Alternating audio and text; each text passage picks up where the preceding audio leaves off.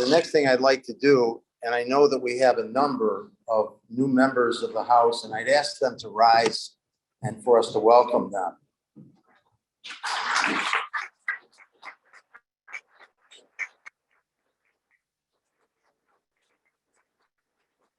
Assuming that we also have a number who are on virtually. I want to remind our non-delegates who may be watching this online because they want to be here for the installation, to please don't vote. If you're going to spend your Saturdays watching a House meeting, please just observe, because we don't want to confuse the vote if there is a vote or if there's a concern. When you are called on, as most of you already know, we're going to ask, if you have a comment, we'd ask you to come to the microphone, identify yourselves, identify who you represent, and hopefully we can be very clear. You have 3 minutes. And trust me, you only have 3 minutes because now we're really behind already. Again, I'm going to ask the presenters to be economical with their time. And hopefully we're going to be able to move this meeting along quickly. If you are online or on virtual, pardon me, if you are on virtually, it's important that when you vote, you fill out the form that you're going to get. You have 10 seconds and then you have to submit. Yay, nay, submit, whatever. So I don't think I have to go into too much more detail on that. And so without further ado, let's try and make some progress here. The first issue is the approval of the minutes of April 2022. If no one has any. It's okay. What else could we do? If there are no additional comments or corrections or deletions or additions, they will be accepted. And seeing none, the minutes are accepted. The next. So now what am I doing?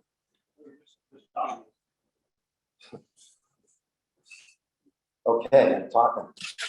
So the next order of business is what many of us are here for and have looked forward to. And that is going to be the installation of Sherry Levin Wallach as president.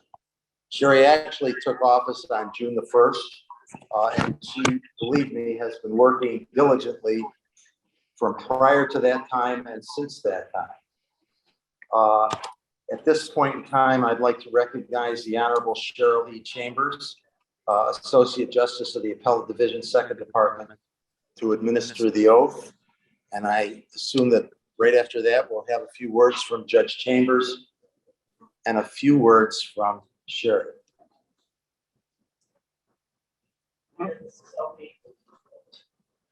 I know this is only your second house, but I'm going to reorganize it a little bit. Oh, great. Good morning, everyone, and rise and shine. This is a good day. I am honored to be here today to administer the oath of office to Sharon Levin Wallach. Sharon has set an exemplary standard of service throughout her 27-year career as a prosecutor, private practice, and public defender. Sherry's drive and energy are remarkable, even in a field where tireless dedication is often the norm and not the exception. Sherry's level of enthusiasm and productivity stand apart from her peers. I suspect that she could outlast even the Energizer Bunny. Now, I know that I've spoken to Dick Lewis a couple of times, and he's told me that he's going to work closely with Sharon. I suggest Did you get some track shoes and a global entry pass? Sherry is widely respected for her leadership and crucially for modeling respectful collaboration. Sherry's many contributions to the state bar over the years are far too numerous to recount. But one of my first experiences working closely with Sherry was when she served as chair of the criminal justice section, where she successfully expanded the voices on that committee to ensure a balanced perspective between the defense bar and prosecutors. They still don't agree, they never will, but that's okay. However, through her hard work and her astute insight, she fostered an environment where the members of the section felt free to express their opinions. This in turn facilitated room for compromise, and the collaborative culture she fostered helped ensure that the important reports generated by the section would engage a broad audience and would not fall on deaf ears. From my own conversations with Sherry, I know that she is unafraid of disagreement. But while others might approach disagreement with antagonism, and still others might avoid conflict entirely, Sherry has the admirable capacity to express level-headed disagreement in a forthright manner that helps move issues toward real resolution. Sherry's capacity to build relationships will serve the association well in shaping the bar's response to sensitive issues. In a society that sometimes seems to be faced with ever-increasing polarization, we need strong leaders who can model reason and optimism. I have no doubt that Sherry will meet the demands of her presidency with the same vigor, intensity, integrity, and commitment that have defined her professional life. Sherry, congratulations. Will you and your family, Ms. Levin, Sebastian, Tyler, and Rihanna join me at the podium?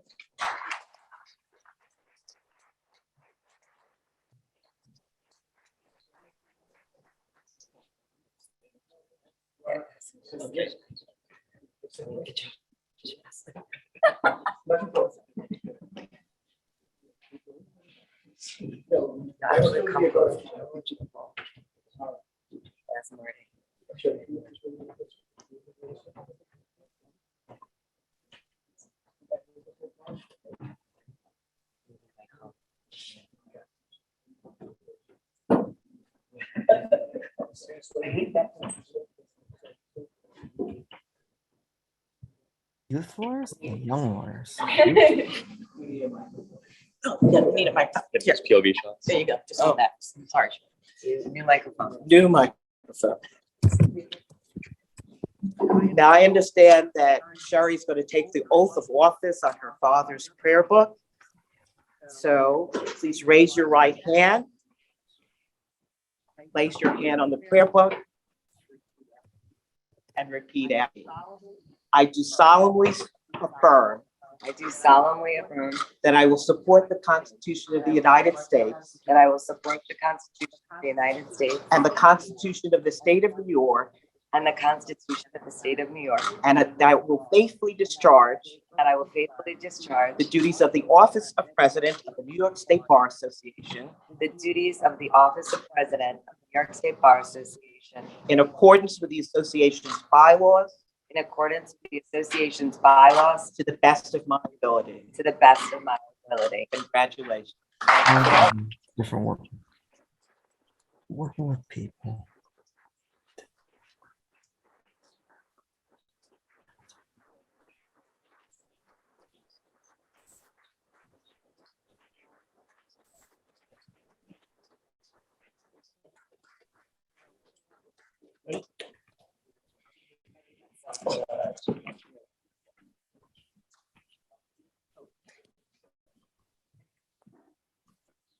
Right.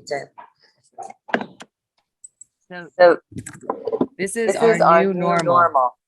My new microphone is a cell phone. Okay.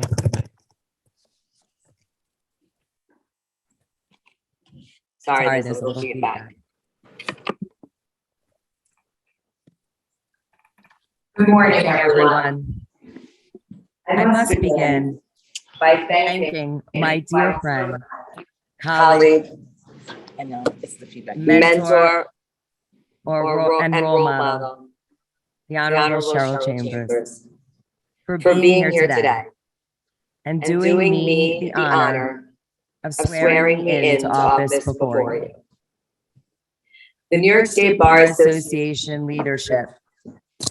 It is wonderful to see so many of you, my friends, colleagues, co-leaders of the bar and our profession here today in Cooperstown. To our delegates joining us virtually, I hope you can hear me.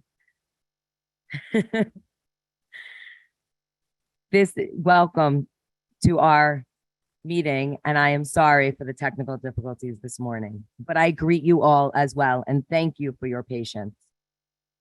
I am beyond pleased that our hybrid meeting format has allowed such a robust participation, even with its difficulties. We have people here from Montauk to Niagara Falls, from the North Country to Staten Island, to the Southern Tier, and our members here today, united in our dedication to the advancement of our profession, our bar, and the noble work that we collectively do to do the public good.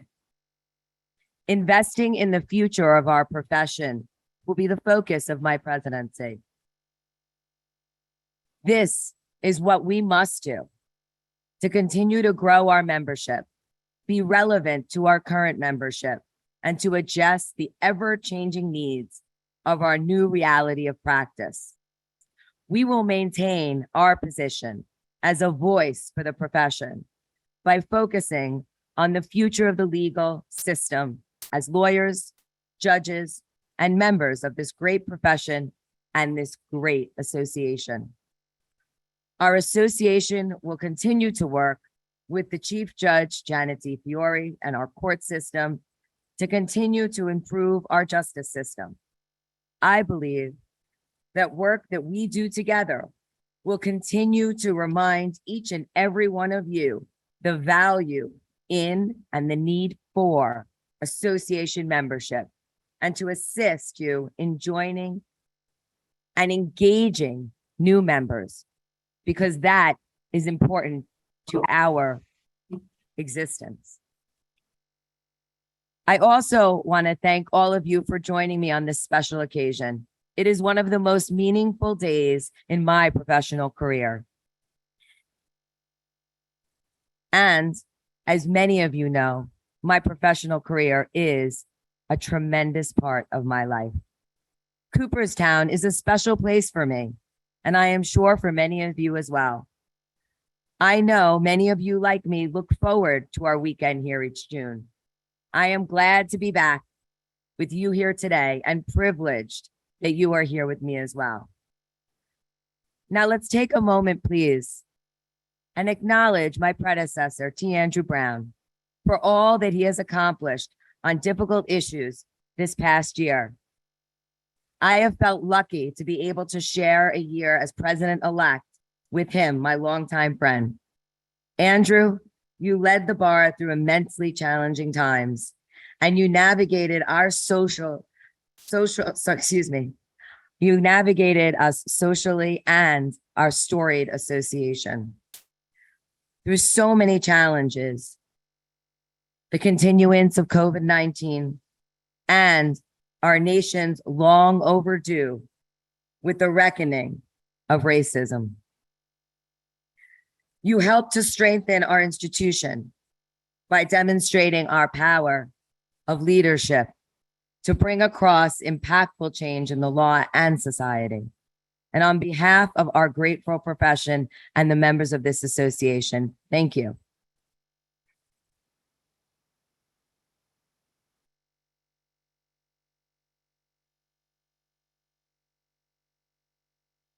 Turning toward next year, our future leadership, please let me introduce, though you've already met, my president-elect, Dick Lewis,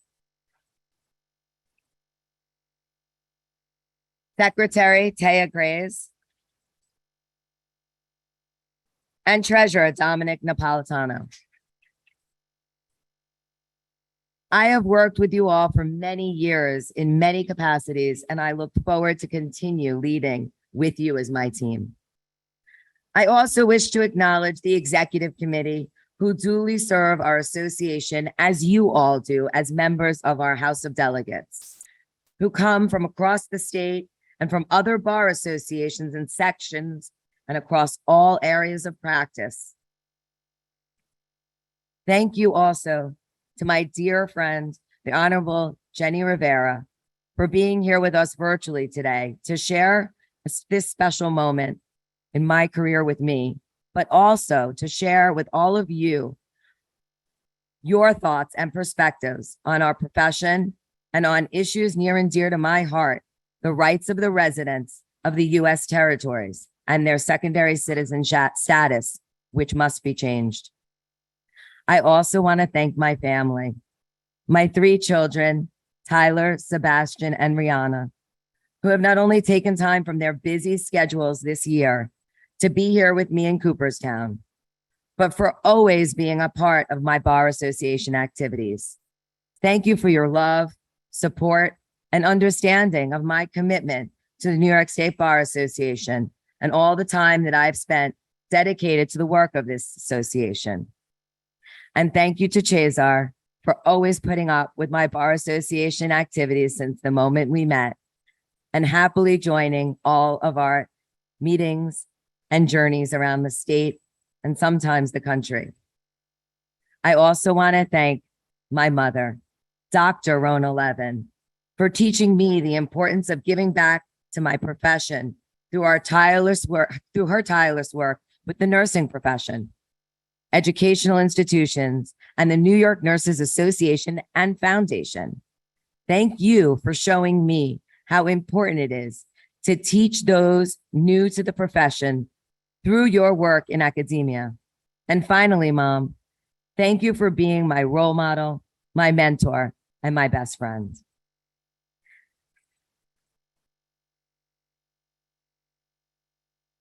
And to my father, Dr. Leroy Levin, Pop, a trusted and admired surgeon, I know you are looking down upon us today, and I hope I make you proud. Thank you to my Legal Aid Society family, Claire Degnan, a member of the House and my boss, and our entire board and the entire staff for supporting me through Bar Association activities and engaging so much of your time and so many of you with Bar Association activities.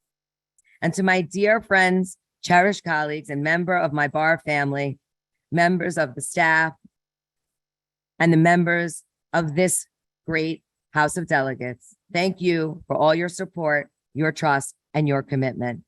You have all been part of my professional and Bar Association journey. Please be assured that I do not take your presence for granted. Leadership is more than just one position and office. It is through collective support of a team of caring and dedicated colleagues, mentors, and staff that changes come about through true leadership. And that is the way leadership should be exercised. I have worked with many of you on Bar Association projects and assignments over the years, and I am convinced that the gathering of minds here today, the assembly here in Cooperstown and online as well, is the greatest grouping of legal luminaries in the nation, if not the world. Together, we do and have done so much to bring about meaningful and necessary change in law and society. Together, we will do so much to strengthen our association, advance our profession, and by that, important work and foster goodwill in our communities, in our state, and in our nation as well. We are committed to advancing justice and the adherence to the rule of law.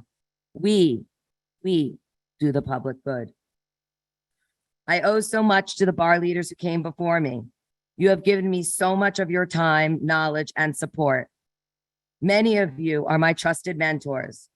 To the 124 presidents who came before me, I salute each and every one of you, and I pledge that I will do the utmost to strengthen, preserve, and advance the work and the mission of our association.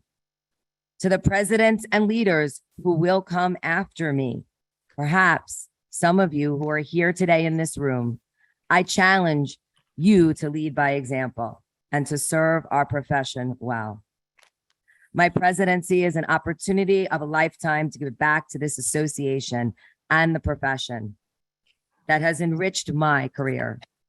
My membership in the New York State Bar Association has been driven by our mission to shape the development of law, educate and inform the public, and to respond to the demands of our diverse and ever-changing legal profession. My career path has always been consistent with the New York State Bar Association's model to do the public good. From the beginning of my career as a prosecutor in the Bronx, to my time in private practice, to my current role as the Deputy Executive Director of one of the largest legal service providers of mandated representation in the state, I have zealously worked to improve the lives of others and to lead by example. And by that, demonstrate the true potential and capacity of lawyers as change makers in the world. Those gathered here today know my Bar Association story, but what many of you may not know is that the Bar Association has not only been a professional home for me, but it has been a welcoming place where my children have learned so much as they grew up to the young adults that they are today.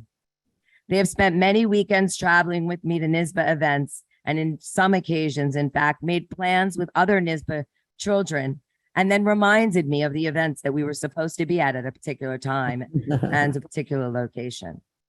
I hope those of you with young children will have the opportunity to share these experiences and memories with them as well, because they are invaluable. In one way or another, the New York State Bar Association has been a home for me for the last 3 decades. If I could have one wish, it would be to see all of you partake in that kind of rewarding journey that I have partaken in through my bar leadership. I have served and led on many occasions, committees, sections, and task forces over the years. I have had wonderful experiences, met and worked with amazing people, and earned professional accomplishments and accolades that would have been impossible without the support and nurture of the New York State Bar Association community. Becoming the 125th president of this remarkable association is more than just meeting one of my most important professional goals. It is an opportunity to lead lawyers during challenging times, to speak out against injustice. And as just the 8th woman president of this association, I recognize there is still so much to be done to diversify our profession, our association, and our leadership. An important message that I want to convey this morning is that you should be all part of the conversation, always. We are leaders of this legal profession in the most important state in the nation. We must recognize the enormous power and potential that we all have to impact law and society. Indeed, it is the recognition of this responsibility and the proper execution of deliberate action which makes us all capable leaders and trustees of our profession's future. When the New York State Bar Association adopts a policy position, it is collaborative. It is a collegial process in which our members examine and discuss issues reasonably and rationally. We make the best decisions when we hear all perspectives and everyone's voice. Yes, every voice counts and every thought matters. We are so much stronger and more capable when we have input from as many practitioners and associations as we can. I will challenge you all to engage and bring in new members to our association in the coming weeks and in the coming year. You will hear how this challenge will work and how the New York State Bar Association will recognize you for your efforts working together to bring our membership together, to increase our membership, and to turn the trend upwards to growth again. Building membership is a winning proposition. And I promise you, we at the New York State Bar Association will help you recognize how to win. So let's remember membership. Let's remember why we became members in the first place. Remember why we have stayed members. Remember the impact we have had on fellow attorneys and the rule of law in New York State and beyond. And remember why membership matters now more than ever. In the words of my hero, the Honorable Ruth Bader Ginsburg, real change, enduring change, happens one step at a time. To blend our voices together, we follow a democratic process that starts with our task forces, leads to NYSBA policy, moves on to the legislature and courts, and finally prompts real changes in the lives of New Yorkers and people across the country and the world. As the largest voluntary bar association, often what we do in New York has a domino effect. And yes, it may take years to affect certain change, but we get it done. You should be proud of your influence across the nation and sometimes the world. Our work is never done, and we are often challenged, but we must, in the words of our newest Supreme Court Justice Ketanji Brown Jackson, persevere. We are facing challenging times, as I have mentioned, and many of us are on edge, waiting for the Supreme Court to issue its decisions on their interpretation of the Second Amendment and the women's right to choose. As an association, we are ready to act, react, and teach. I have been working daily with our government relations team and many of the members who are leaders in the field of constitutional law, the Second Amendment, equal protection. And I have been in close contact with our Women in the Law section, and I have continued the reconvening of the Task Force on Mass Shootings and Assault Weapons to work in conjunction with the leaders of our criminal justice section.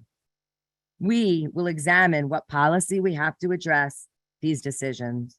And when they are released, we will send the important messages and we will discuss the work that needs to be done to ensure that the New York State Bar Association continues our mission to have a voice where appropriate on the issues. Our government relations team has worked hard this year.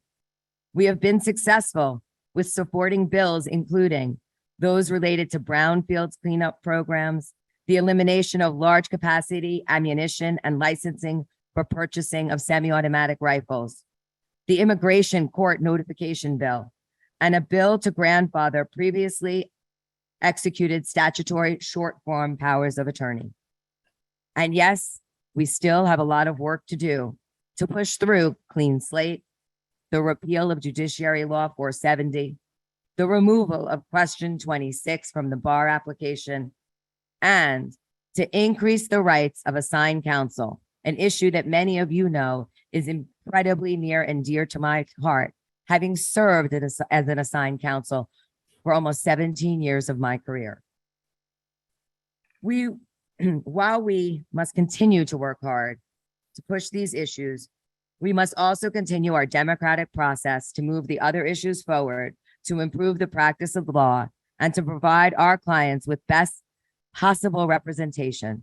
And to do this, I have launched 5 task forces. The Task Force on the Modernization of Criminal Practice will focus on improving access to justice and ensuring fairness and efficiency in the practice and the administration of the criminal justice system.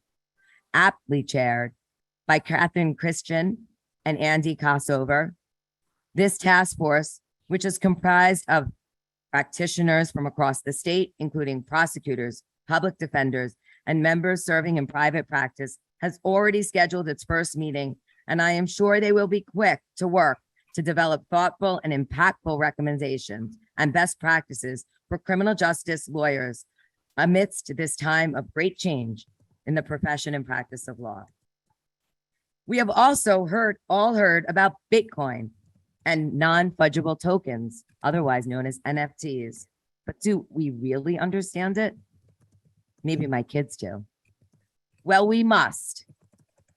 And soon, with our new task force on emerging digital finance and currency, we will. Thank you to Jackie Drohan and Dana Syracuse for leading on this innovative initiative for our Bar Association.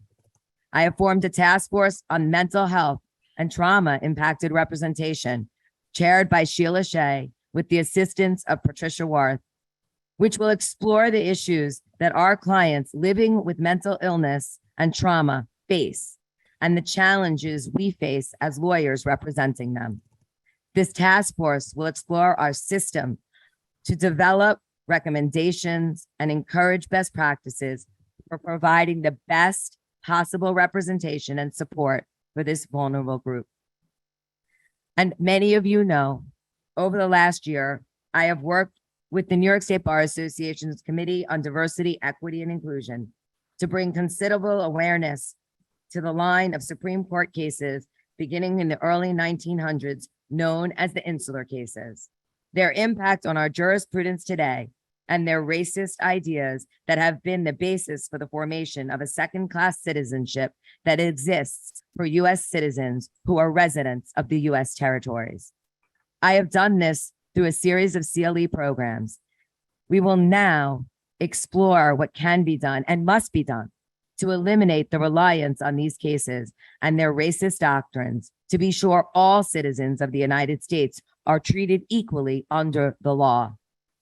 To accomplish this goal and explore the other legal issues facing the residents of the U.S. territories, I have appointed a task force on the U.S. territories.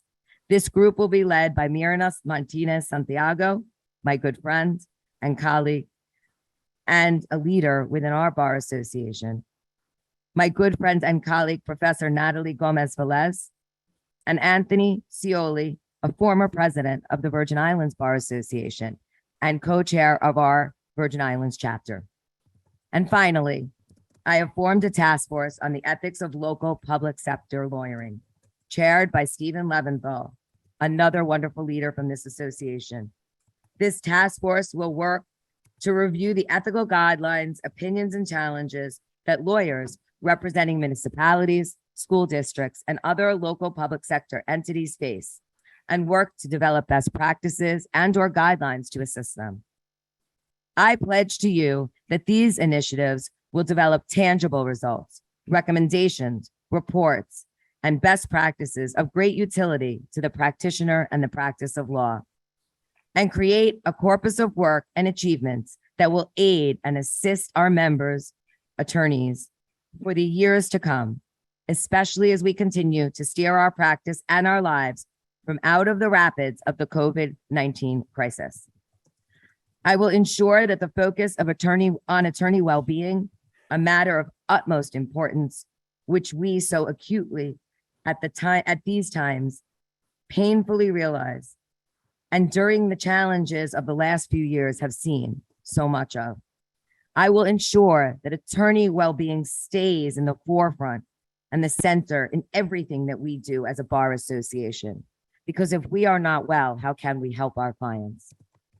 And that our members from the rural communities to the 5 boroughs, from the upstate cities to our many international chapters overseas, feel and remain vested participants in work, activity, and governance of our association. The New York State Bar Association is a global leader of law. We will maintain this primacy and safeguard the practice of law and the integrity of our member practitioners as well. We are in the process of finalizing a transfer of our building at 1 Elk Street from the Bar Foundation to the association. I hope you will join me in my vision to recreate our bar center into an improved and updated space where we can continue to serve and support our members and provide them with access to the most innovative legal technology. Our building is the centerpiece in Albany and in the state. It is a space where people can learn, work, network, collaborate, and celebrate. And together with the New York State Bar Association's foundation, the New York Bar Foundation, I hope you will join me in seizing this fantastic opportunity to provide improved resources to serve us and the profession even better. That the work that I have done with the sections and committees and task forces, as I said, have been a driving force in my career and provided countless opportunities. At the same time, as I attend bar events across the state, I see fewer young attorneys. I get it. I recall the challenges of maintaining my practice, caring for my family, and having time for bar events. Yet we, as active bar members, have a responsibility to the profession and to the association to engage young attorneys. It will ensure that our good work will continue long after we retire from the practice of law and leadership within this association. And it will guarantee that we will have another 125 presidents after me, at least, guiding our association into the future. Years ago, I co-founded the New York State Bar Association's Trial Academy. And just a few weeks ago, we presented the 13th annual Trial Academy at the Syracuse Law Center. If this isn't an example of bringing in new lawyers into the association and getting them actively involved, and believe me, the participants in that program were actively involved, I don't know what is. A few months ago, the New York State Bar Association celebrated International Women's Day on social media by honoring the female past president, Marianne, who unfortunately couldn't be with us here today, Catherine, who's joined us, and thank you, Lorraine, who we all have trusted and wonderful memories of, Kate, who's here today, Bernice, who I believe may be visiting us from online, Claire and Sharon, who both have joined us today. These trailblazers are my role models, my inspiration to seek this position. I would not be standing here today without you, and if it was not for you. To be in the company of these remarkable women is indescribable. I promise to live up to your example and be the same kind of role model to the next generation of lawyers that you were and continue to be to me. I am honored to be trusted by you and to have you put me in this position because you really did with all the work you did. I am so proud to be your leader. Thank you all.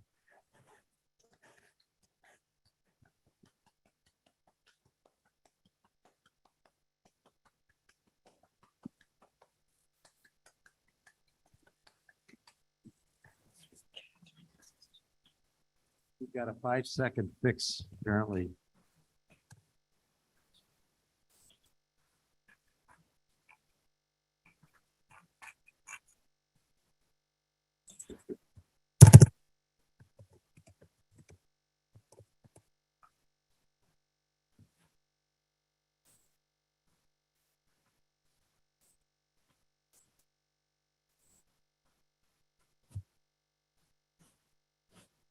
You, good luck, congratulations. I look forward to working with you. And you mentioned bar leaders. And I noticed that Catherine Richardson, when you said you were going to be the 8th woman, sort of being. And I would ask all of our past presidents, and there's a lot of them here, to please rise, because these are the people who have built this organization. And online, we have Tom Levin, we have Vince Bizard, and we have Dave Schrader. So these are people that we really owe so much to. So please rise.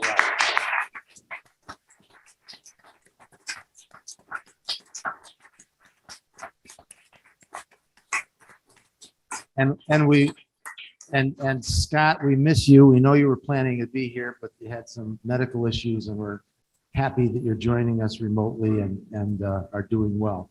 Our next order of business is for me to introduce not a video tape, but the real Honorable Jenny Rivera, who is going to address us. Good morning. It is my pleasure and honor to address you today. And good morning, Justice Chambers. It's always a pleasure to hear you.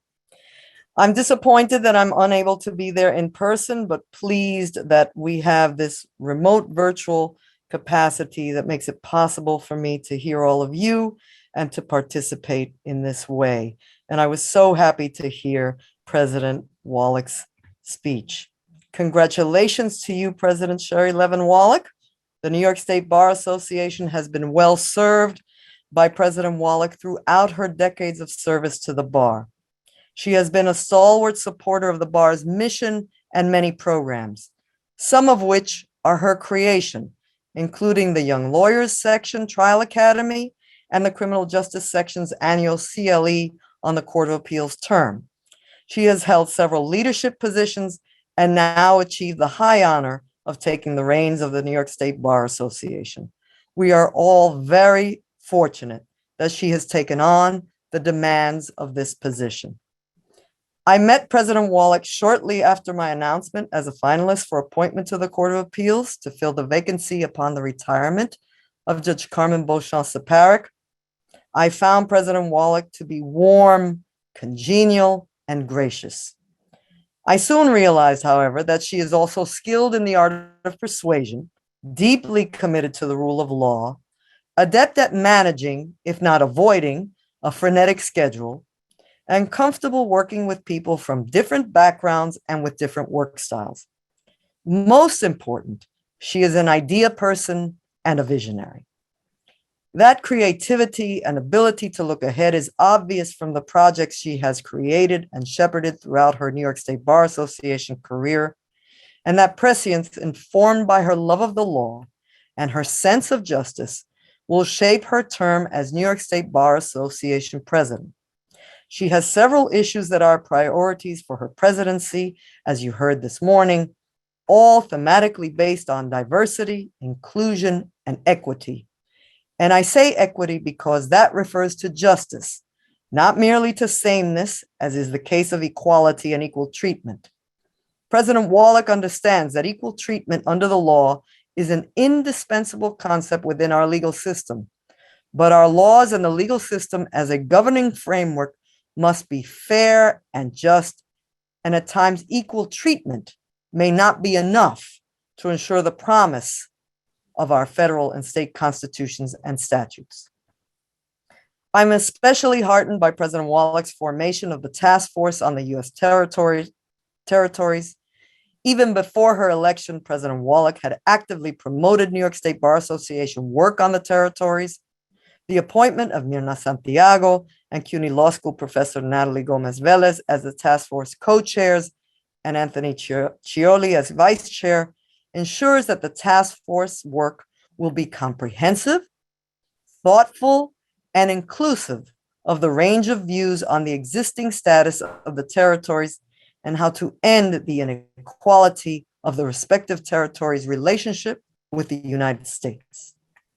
As a Puerto Rican, I have a unique interest in the task force and the possible recommendations to the New York State Bar Association that will develop from its work. And there is an opportunity now for change, as the inequality and inequities of the status, based on the insular cases, has been noted disapprovingly by some justices of the U.S. Supreme Court, an increasing number of academics, and members of the bench and bar. Through the work of the task force, the New York State Bar Association has the opportunity to make a real difference in the lives of so many who have for too long been in a subordinate status based on geographic location, when in fact, the legal analysis is founded on race, ethnicity, and national origin stereotypes, and a violent legacy of colonialism. I am also looking forward to your task force on modernizing criminal practice, headed by Catherine Christian and Andy Kossover, who both bring a deep well of experience to this task. This is an area where the individual liberty of clients is truly at stake. President Wallach has worked to prepare many generations of lawyers for the demands of the profession, and she brings her experience and skills also to this important project. And I know that the New York State Bar Association and future generations of lawyers will benefit greatly from the work done this coming year. Time does not permit that I mention all of the important projects announced this morning, but the agenda announced by President Wallach expands the issues you work on and extends your outreach to new communities and communities previously not engaged fully with the New York State Bar Association. This work is critical to the future of this bar and our democracy. You are truly investing in our profession. Every day, members of the legal profession must find ways to fully engage with our communities to ensure that diverse viewpoints and concerns are fully integrated into our discussions, and to create access points and opportunities so that the bar is guided by a diverse leadership, fully participatory in conversations about how the law can reflect reality and address inequalities. Broad participation from our communities is essential to the success of your efforts, and I commend the New York State Bar Association for historically expanding its reach. President Wallach has made that a central theme of her work in the past and will continue to do so during her presidency and beyond, as you heard her commit to you this morning. In my view, that approach can only strengthen the bar and further your reputation in New York State and beyond. Along with the task force and the other projects that President Wallach will further during her tenure, I encourage the New York State Bar Association to continue to support the independence of the judiciary, an issue near and dear to my heart and other members who are attending remotely and in person. The development of the rule of law and the direction of justice is unimaginable without a strong and independent judiciary. Note that I am not talking solely about the judicial branch of government. Certainly, under our system of separation of powers, the judicial branch has its own sphere of constitutional authority. But I am also speaking about the independence of judges. Judges must be able to render decisions without external pressure, without fear of career-ending decisions or retribution, and without fear of violent public response. We must be about the business of depoliticizing the judiciary. Every media post and article that elevates political preference or political affiliation of a judge over that judge's hard work of deciding cases based on the facts presented and the applicable law diminishes public confidence in the judiciary and our system of justice as a whole. The fact is that jurists, including justices of the U.S. Supreme Court, evolve in their thinking. Justice Sonia Sotomayor has suggested that judicial independence includes being independent to change your mind. That is, to look at an issue differently over time, based on reflection and further consideration of the legal issues and the impact of judicial decisions on people's lives. Her point is borne out by the several justices who have moved in a direction different from where they started upon their appointment to the U.S. Supreme Court. For example, Justice Blackmun initially upheld capital punishment, and only after several years, in 2005, did he finally and famously announce that he would no longer tinker with the machinery of death. Similarly, Justice Kennedy was not expected to be the voice for gay rights, yet he wrote the majority opinions that recognize same-sex rights to marriage and equality. So over time, people's views can and do change, and that is no less true for judges. The public must understand and accept that judges at times will make what in the moment are unpopular decisions. That is, frankly, part of the job. We make hard choices. And we can and only do that if the public appreciates that an unpopular decision can have a foundation and that judges are acting not as political actors with political agendas, but as judicial officers committed to the rule of law and to ensuring that the law is applied justly in every case. When a judge acts politically, rather than based on the rule of law, it imperils our democracy. Every judge faces making a decision that the law commands, even if that judge may disagree with the outcome. And judicial independence also means that the public must appreciate that a judge's views on issues, again, may evolve over time. Although we follow precedent, and I have firmly believed in stare decisis, we are also obliged to consider when history demands that we take a different course, when we must consider whether the law of a prior century is appropriate to our current life situation. We must respect and cherish this manner in which the rule of law develops and the judges who make decisions in changing times. The New York State Bar Association has long understood that the law is not static or stagnant. The underlying values and core principles must remain unchanged, such as the right to liberty, freedom, due process, and an unbiased decision maker. And certainly, there are precedential decisions that cannot be overturned and cannot be changed because they are grounded in these core values and principles that we both agree to and aspire to as a democratic society.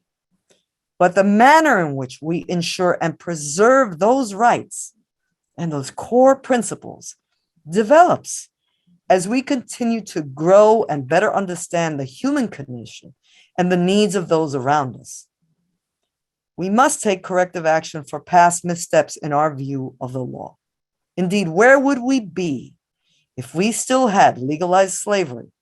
Women were denied the right to vote and own property, and we denied individuals the right to live in love with those of their choosing. Coming full circle then, all things change.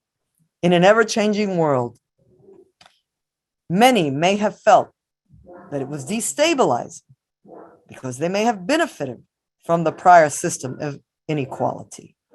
But those changes were necessary to move us closer to our promise of justice for all.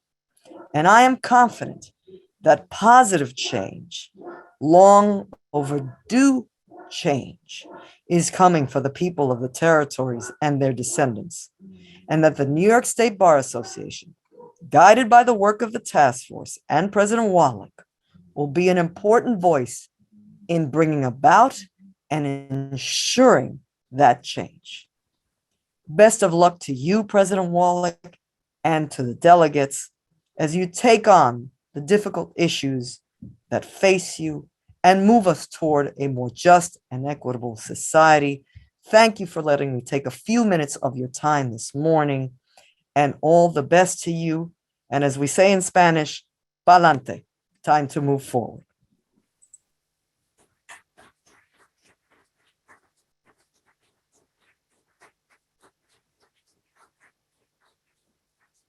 Thank you, Judge. Just a couple of real quick things. You all have these blue attendance sheets in front of you. Please make sure you fill them out. Please make sure you turn them in. Secondly, as you look up here, you may think that we're just staring into space, but we have a monitor here too. So that's what we're looking at. And thirdly, one of the ways that we are keeping time here is you may notice that Sharon Gerstmann is back there knitting away. So we measure how we're doing by the progress on her project. Our next speaker will be my friend Dominic Napolitano, who is going to give us some news. I don't know how to follow any of this. I was told to be brief, so I can say that we have some problems, but it's not all that bad, and I could sit down, but I'm not going to do that. So good morning, everyone. It's good to see a lot of you here in person, finally, after all of these many months that we have been apart. I'm going to report today on the results of the New York State Bar Association for the 2 month period that ends April 30th of this year. I will be discussing, in addition to that, our investment reserves as they stood on April 30th of this year. As I noted in my April report, our year-to-end comparison with 2021, our revenues are down and our expenses are up. That has not changed in the last 2 months. Tom, if you return to the first slide, please. The slide on the screen shows our operating surplus through April. As you can see, our surplus is down by $2.1 million. In February of this year, this amount was $1.3 million, so we have lost a considerable amount of money in a short period of time. Next slide, please, Tom. Membership dues collection has also decreased from 2021.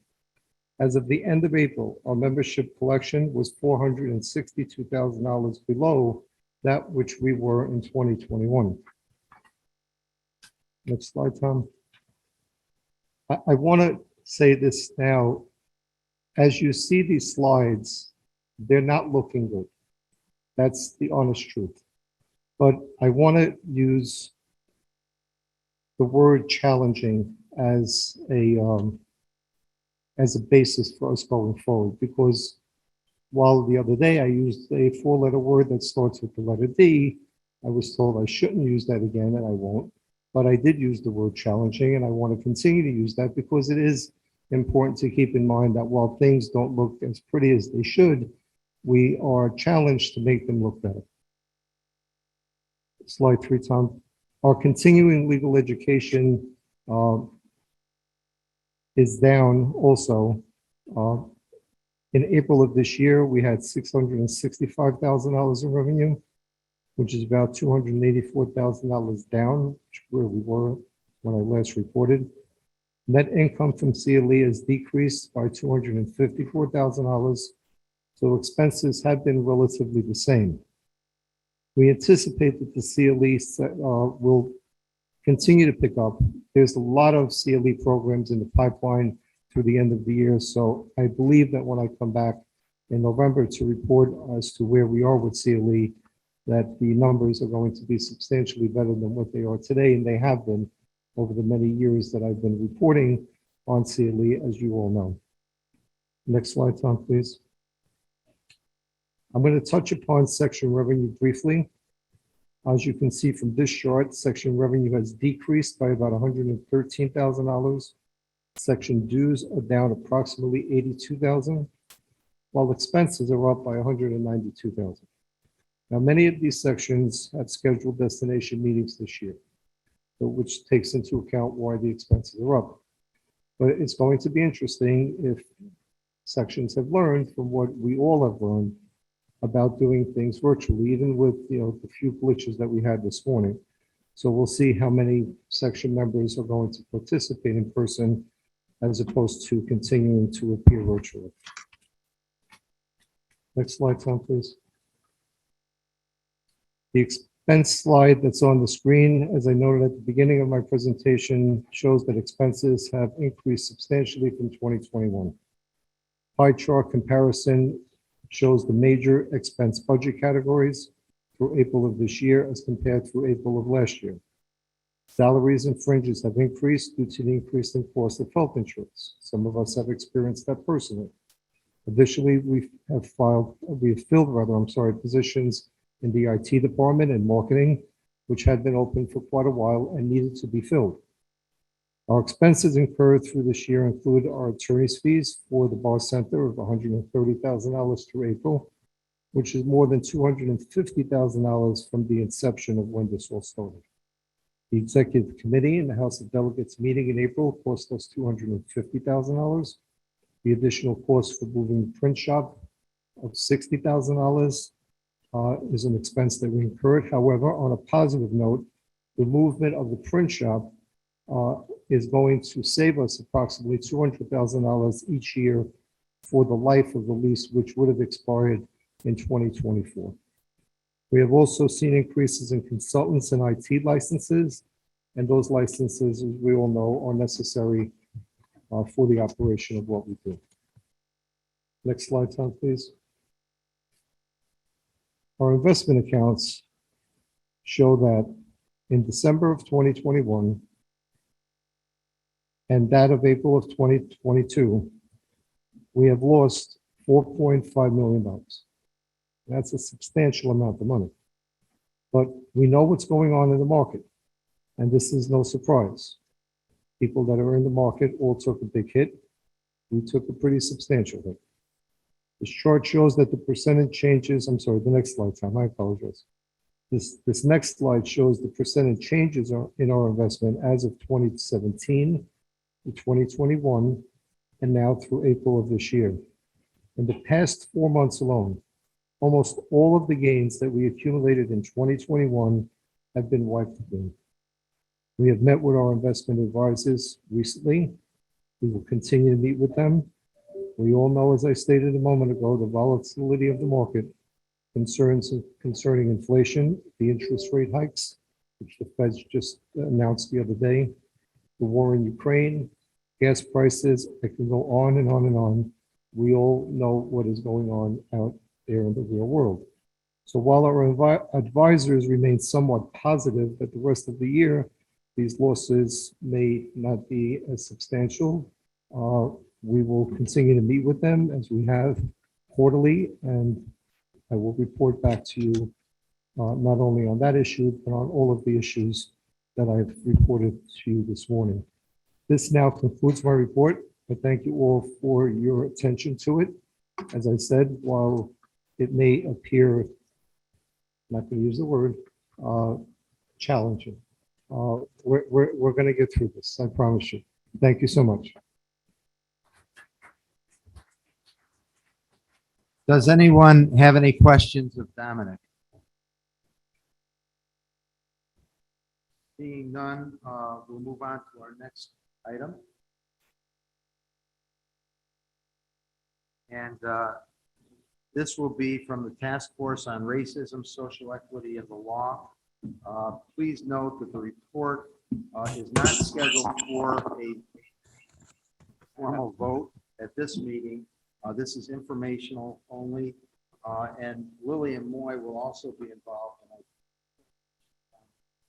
She's virtual. Also, please note that the task force submitted an executive summary and PowerPoint presentation last Wednesday, June 15th, and copies are now available on the House Materials webpage. Okay. Can everyone hear me? Okay. How about on the phone? Am I getting I positive? can hear you. You're a little low. Okay, great. Does that help? That helps. So, Hey, Dad. Good morning, everybody. excellent. All right, so we have a little bit of a scheduling change as it relates to the timing for this report. So we'll be doing about 30 minutes, maybe a little bit less, as it relates to the task force report. And then, since I'm also co-chair for another committee, we're going to use some of the time, about 10 minutes of the 45 minutes, to do the strategic planning report. We're trying to be efficient with timing. So with that being said, next slide, please. So the agenda that we're going to follow today is outlined on the screen above.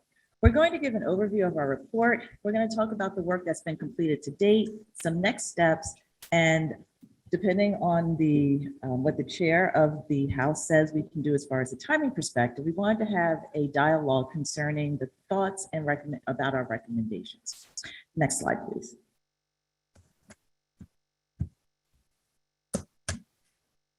So the report itself has a frame. And we want to start off with explaining what the frame is for the various recommendations that many of you saw in the report that we sent earlier. And that frame is structural racism. As you can see on the definition on the screen, I'm going to read it because there may be some folks on the call who are just calling in and they're not able to see what's on the screen.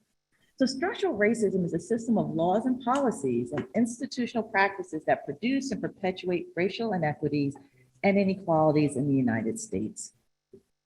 Some of the feedback that we had received was the question, how do these things fit together, the various recommendations that you have? What's the connection? Why are they things that you're recommending? I'm sorry, I just hear some noise in the background. And this is the frame, that there are historical situations, there are laws that were put in place that created a structure that embedded racism into those institutions, into those processes that continue to have an impact on diverse communities in our society. And that impact, the structural racism, operates in discrete, interconnected, and synergistic ways. So what does that mean? Let me give you an example through housing insecurity. Now, housing insecurity can be compounded by these, there's one more, 4 areas. So economic opportunity. We all strive to live in an environment, in a neighborhood where we have good resources, but through certain historical, federal, and state practices, certain areas were redlined. And what did that mean? They didn't get the resources that they needed in order to maintain the communities. They weren't given the ability to get mortgages so that they could maintain their homes. And if they missed a payment, there was no way that they could recover and they would lose any equity that they had built into that home. So that ties into economic opportunity. Wealth for most Americans is in their homes. Intergenerational wealth is passed down through housing, and it impacts your economic opportunity and those of your children. Next, educational opportunities. I know this is something, an issue near and dear to people in New York City. You always strive to live in the best neighborhood. Why? If you have kids, you want to be in the best school district. Your school district is usually where you live in most places in the United States. But people move from community to community if they have children because they want to get a better educational opportunity. And if your school is in a neighborhood that doesn't have resources to maintain its housing, it doesn't have resources to maintain its educational infrastructure as well. Next, criminal justice system. We know that some neighborhoods, let me reframe that. Neighborhoods have different relationships with the criminal justice system. Some neighborhoods have a negative relationship with the criminal justice system. Why? Because there's over-policing in those neighborhoods. But then there are other neighborhoods where there are more positive relationships. So as you can see, this housing issue is having this connected, synergistic in a negative way impact on individuals. And then the last is health consequences. The hospitals that are in certain communities, some doctors may want to work in one hospital versus another. So the type of resources that are going into that hospital, not only from a people perspective, but also the dollars that go into that community that have already been circumscribed because of redlining, then has an impact on the type of medical resources that people have. In addition, because of things like redlining, like I mentioned earlier, zoning would allow industrial type companies or types of businesses to be next to residential housing. That didn't happen in the suburbs. All of those industrial things were placed away from suburban neighborhoods. And so there are neighborhoods that now have this environmental impact, which ties into health consequences and our environmental justice issues. So that's just one example that brings together the various things that we've put in our report. And that's the frame that will be covering all the work that we're doing. Next, please. So we received some feedback asking the question around, well, isn't this social policy? Is that really the role of the bar to be talking about social policy? So we wanted to be clear. This is about the law. The law has always had an integral impact on addressing issues of race and inequality. The law created inequality. The law created exclusion. The law minimized resources to communities. Now we're looking at the law to provide those remedies. And we know that the courts have been an integral part in getting the dominant community to recognize that people of color and those in the minority have been denied their rights, but it is about the law. So to address these issues, we have to look to the law. And this understanding has been the focus of our task force report. and will be reflected when we continue doing our review and updating the report. We have 22 recommendations, and some of you, if you looked at the materials that we circulated, will see that they have subparts, but any good lawyer has to have a recommendation with multiple pieces to explain what needs to be done. So at this point, I'm going to turn it over to Lillian, who's going to talk about 3 recommendations. And we're highlighting these 3 recommendations because based on the feedback that we received, again, there was that question, how do these things connect together?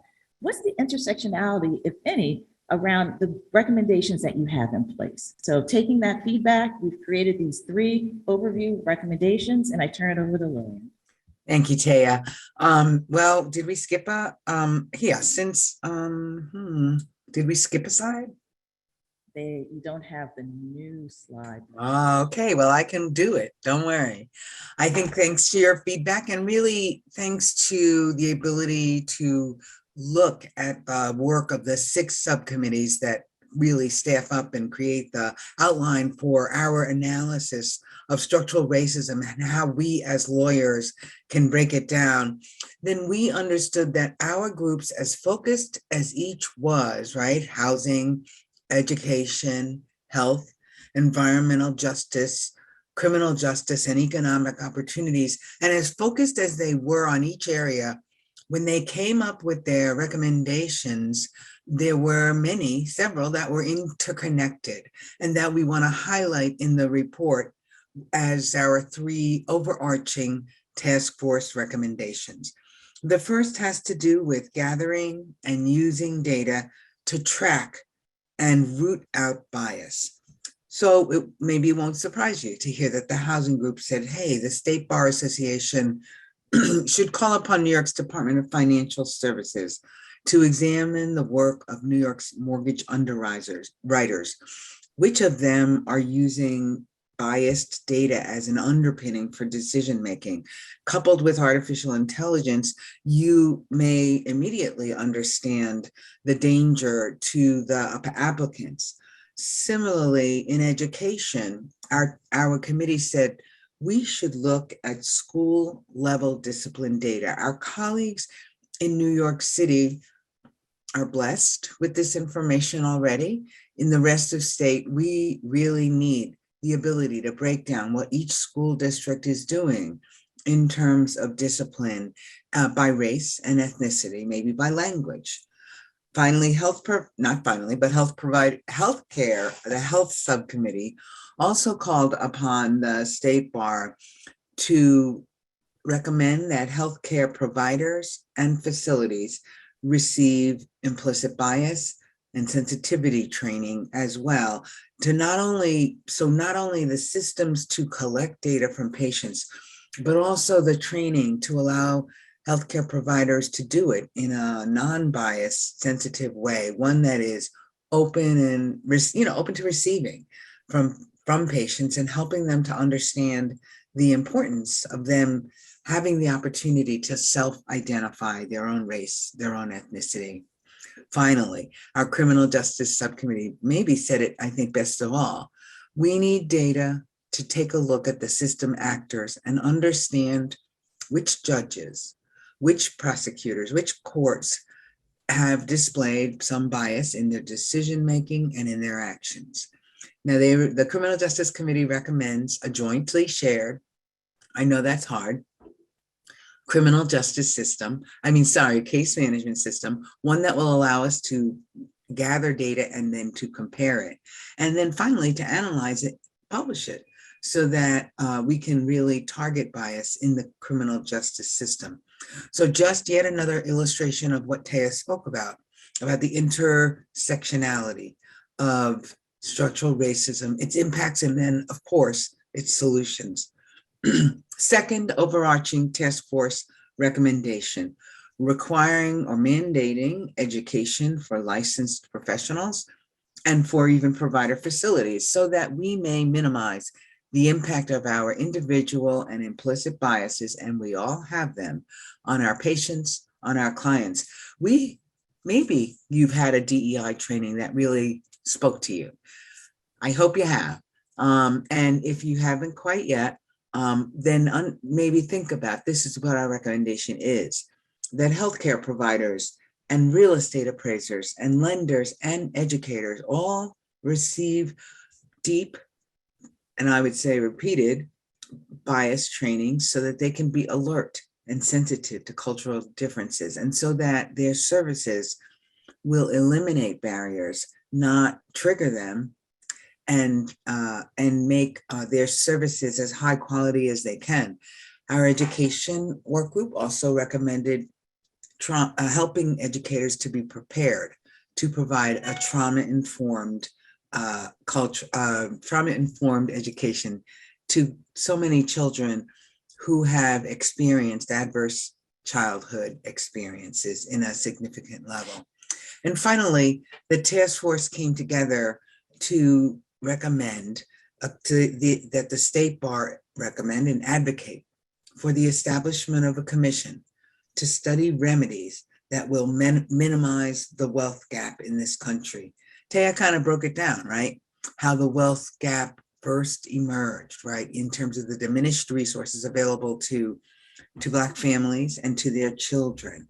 And so we recommend that the commission study both the feasibility of providing economic supports, maybe through restitution, maybe through reparations, and that the task force to minimize the wealth gap also look at will it be effective?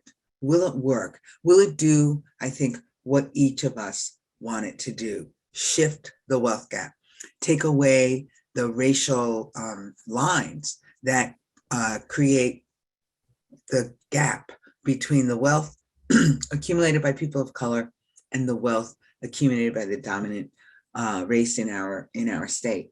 So since April, we've been working hard. We submitted our report for review by sections and committees. And when you get a chance to read the revised introduction and the executive summary, I hope you'll see your imprint.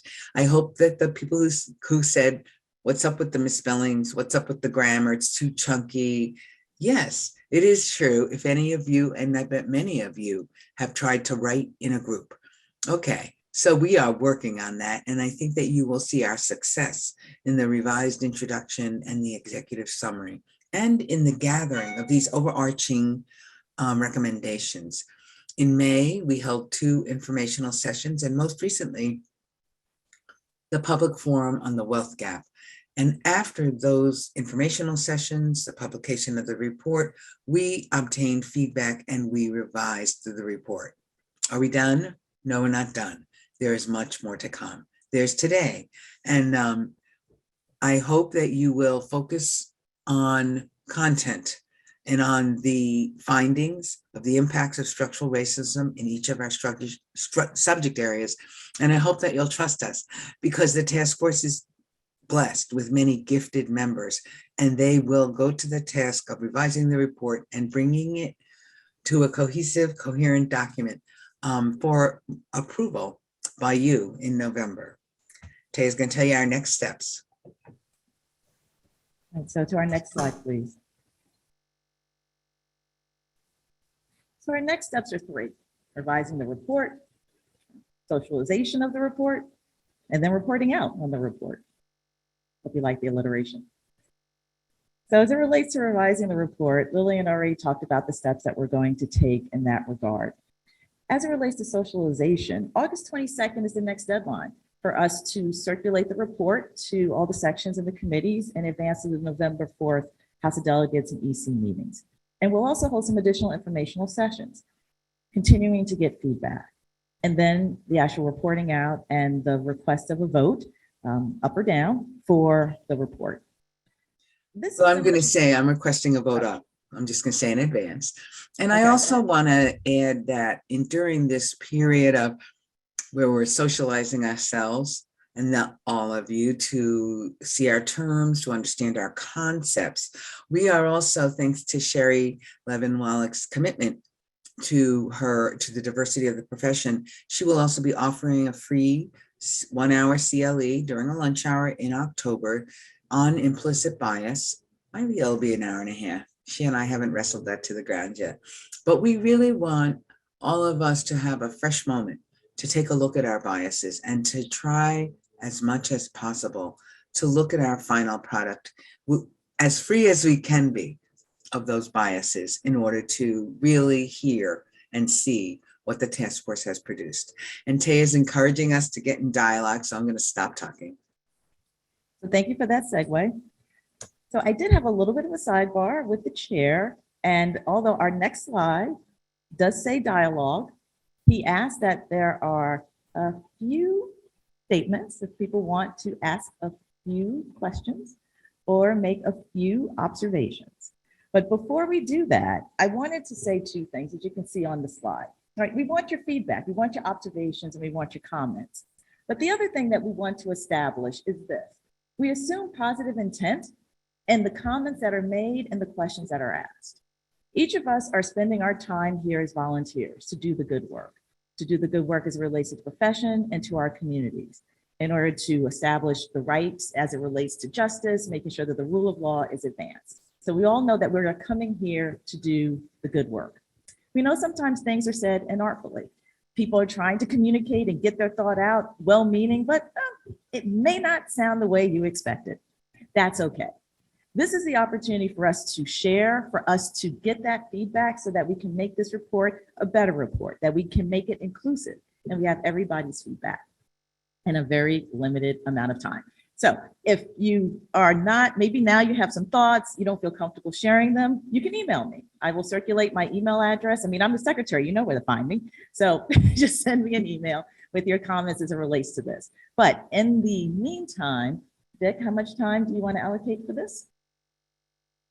5 minutes. Okay, that sounds like perhaps 2 comments. I see, oh, I'm sorry, I cannot recognize those who are coming to the microphone. Dick? I know who he is, but that's not my role. Chair. That's you.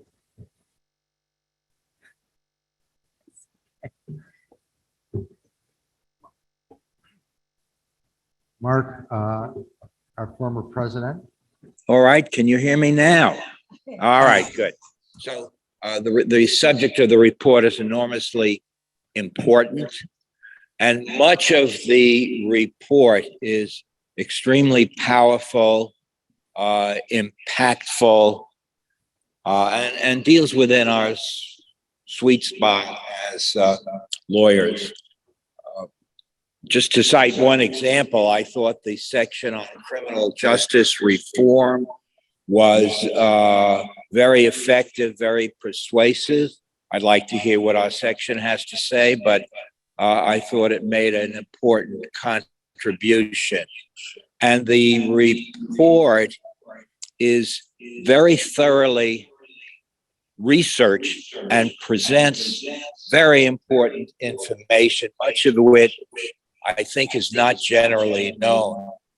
For example, on racism in government housing programs. And I, for one, was shocked and outraged to learn from this report that after emancipation, our government paid reparations to slave owners to quote unquote compensate them for the liberation of the slaves. I was embarrassed for myself that I did not know this terrible fact. But there are parts of the report that need further work, in my opinion, substantive parts, and not just editorial. Mark, 15 seconds, okay? Sorry.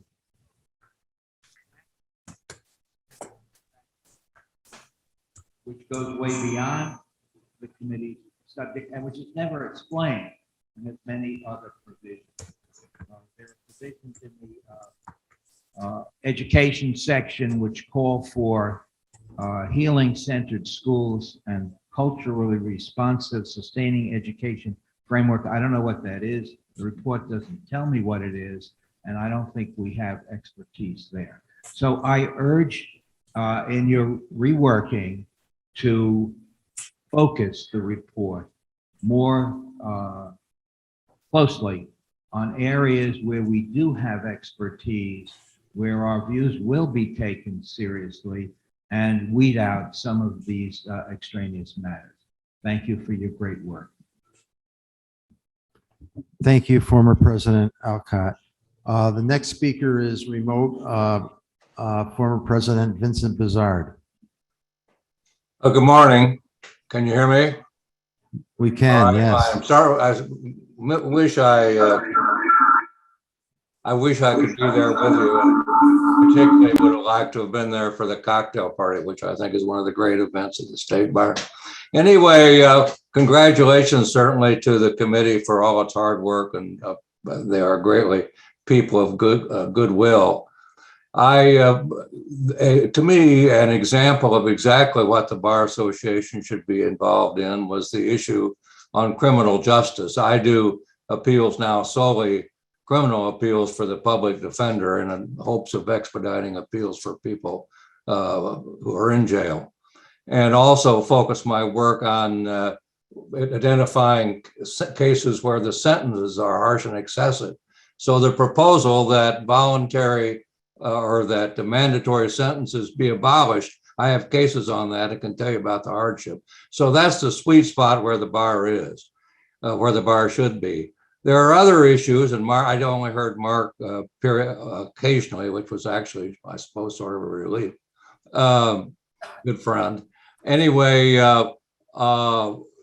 when the report talks about providing 2,500 solar panels to New York City, or that we should get involved in congestive pricing, or even that there should be childcare provided by towns when people come for environmental hearings.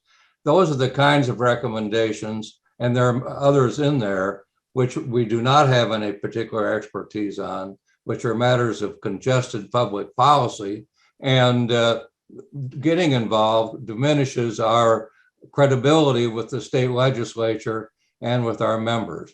Now, a couple of other questions, and you may be talking about this in your revision, but there's some conflict now or disagreement between the summary and what the report says. The report says that we were to back specific bills to plan for reparations. Now you're saying we're going to have a committee to study the wealth gap.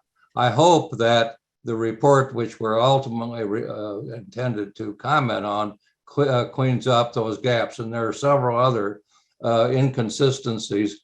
And so my question is, do you plan to confirm that so that we know what we're going to be voting on? The other suggestion I have is there are countless bills cited in the report, and I tried to track down a few, but the state website, or maybe it's my own ineptitude, very difficult for me to find the bills and impossible to find the legislative memoranda. So before the state bar endorses or recommends that a particular bill be a part of our program or that we endorse it, we as careful lawyers ought to read the bills. So if I would ask that if you could provide, it'd be nice if you have actually, I'm sure you have copies, appended copies of the proposed bills we're seeking approval for to the report, that would be helpful, but at least provide some kind of link where all the bills and all the memoranda which you're recommending be examinable. And also the same thing with the footnotes. There are facts and opinion and countless, Mark says, countless footnotes, which shows research, but I'd like to see some of those and see what they say. It's sort of like looking at the record on appeal. So if you could include both those some way and make it more user-friendly, I think that would be very helpful. But thanks very much. Thank you, Vince. Hey, I just want to point out that we always recommended a commission, and we now understand that the right frame for all of us is to the commission that will minimize the wealth gap. So, but thank you so much. About appending the bills, we were trying to keep the report to a reasonable length. So that is, but please believe me, we've worked closely with governmental relations in terms of reviewing the terms of the bills that we recommended consideration of. So thanks so much. Okay, thank you, Lillian, and thank you, former President Bizarre. And I think sometime for entertainment for the bar, we should have former President Alcott, former President Bizarre perform for us. We would enjoy their banter. We're going to have a very brief report on the Strategic Planning Committee by Taya.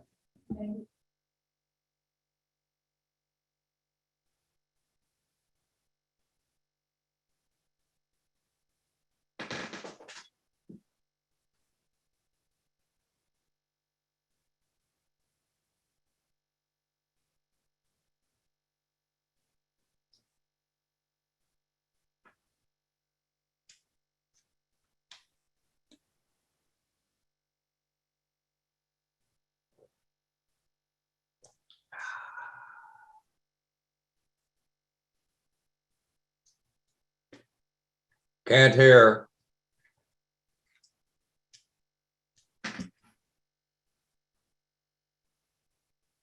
No audio. Okay, people on the phone can't hear now.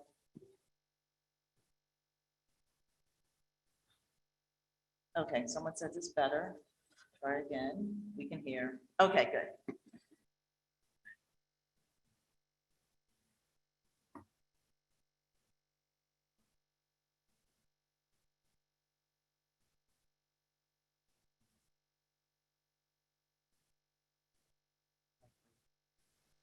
All right, so now we're going to talk about strategic planning, and we're going to provide an update on the work that has been done to date. Next slide. So this is our agenda for this segment of the presentation.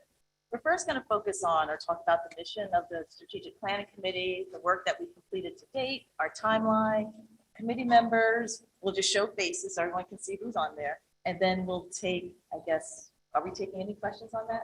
Okay, so no questions on that. Again, if you do have questions, I'm the secretary, so send me an email. You know where to find me. Okay, next slide, please. So our strategic plan is, the mission of our strategic planning committee is to develop a strategic plan to guide the association's activities for the next 3 to 5 years. And these are the 3 aspects of what the strategic plan is supposed to do. First, it's creating our North Star. All of our activities focus in on what's in that report. It guides our activities. Next, it's flexing our brand. As we've heard in various meetings throughout the year, we have a great brand. We're a global brand, right? So we want to make sure that we're flexing that brand within our strategic planning in order to maximize it and draw members as well as drawing revenue to the organization. Next, building a stronger inclusive association.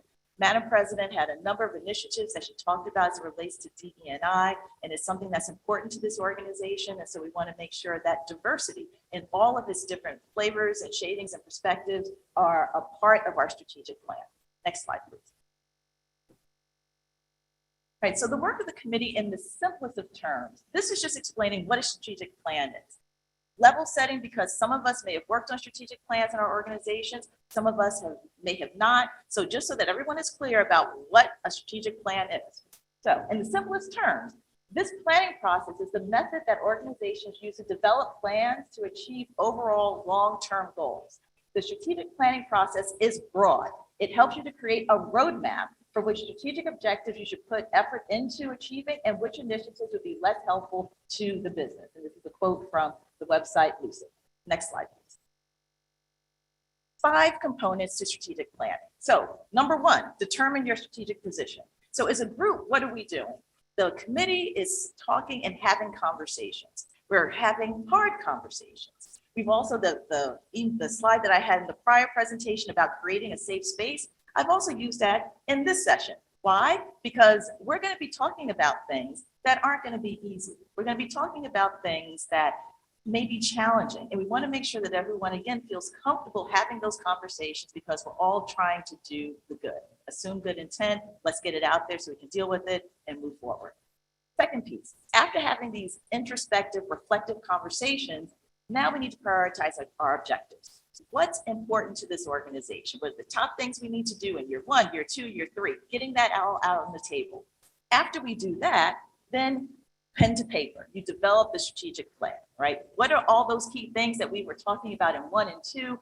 Put that into a document for the committee to review. And then we present it, we socialize it, get feedback. 4th step, execute and manage your plan. Execution, come before this body, get feedback on it, it gets passed, and then we put it into action. And 5, and most importantly, review and revise the plan. It can't just sit on the shelf. It can't be something that I have, Christopher has, and a few other people, and we don't do anything with it.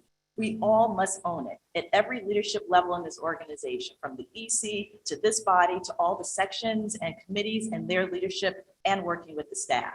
And we have to check in on it, right? This needs to be a part of what we do at our meetings, either at the EC level and or in the House of Delegates. Do a check-in. Are we following our strategic plan? Are the things that we're doing aligned to that? And if they don't, going back to the concept of the North Star, then why are we doing it? Okay, so now I'm going to turn it over to Christopher, who's going to talk more detail about what we actually are doing.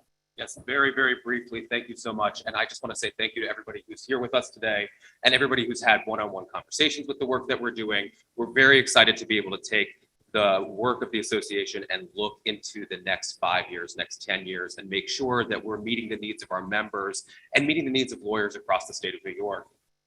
And what that comes with is answering and discussing really difficult questions. Who are we as the State Bar? How are we serving the lawyers in the state of New York? How are we making sure that we are diverse and equitable and inclusive with the changing ways in which the young lawyers of this world look in our profession? And so what does that future look like? And those are the questions that we're starting to talk about within the committee and the questions that we're looking to talk about in the big picture. How do we position ourselves when we look at where we are as the New York State Bar Association? And how does that look like when we are thinking about our key priorities? What does the lawyer of today need? What do young lawyers need? What are people looking at when they look at why they join a bar association, especially a bar association like ours? And how does that look like when it comes to the resources that we provide to those who are part of our profession at any stage of their career? Next slide, please. So this is really the timeline that we're looking at. And this is kind of the big picture of what we're looking at. And I know we're racing through this because we want to make sure that we're being good on time today. But at the moment, we're having discussions. We haven't even broken out into our subcommittees yet. We're still having deep thought about where we want to be. But I really want to say a quick thanks to the strategic planning committees of the past, because they've helped us kind of think about where we are now and how we want to position things. As we determine our strategic position, we prioritize the objectives of the association, develop, as Taya said, put pen to paper, develop this plan, and then make sure that we actually execute and manage the plan efficiently and according to the ways that our discussions look. Next slide, please. And so just very briefly, and you can go through these slides, Taya and I are chairing this. I'm surrounded in this committee by incredible members of the Bar Association. So many people, I could not be more grateful for the committee, honestly. And of course, most importantly, the staff who are really making sure that we stay on target. And again, I like to race through things because I think that's important to make sure that we are timely. So with that, I know we're not taking questions, but I did think it was important to update the House on where things are looking when it comes to the next strategic plan.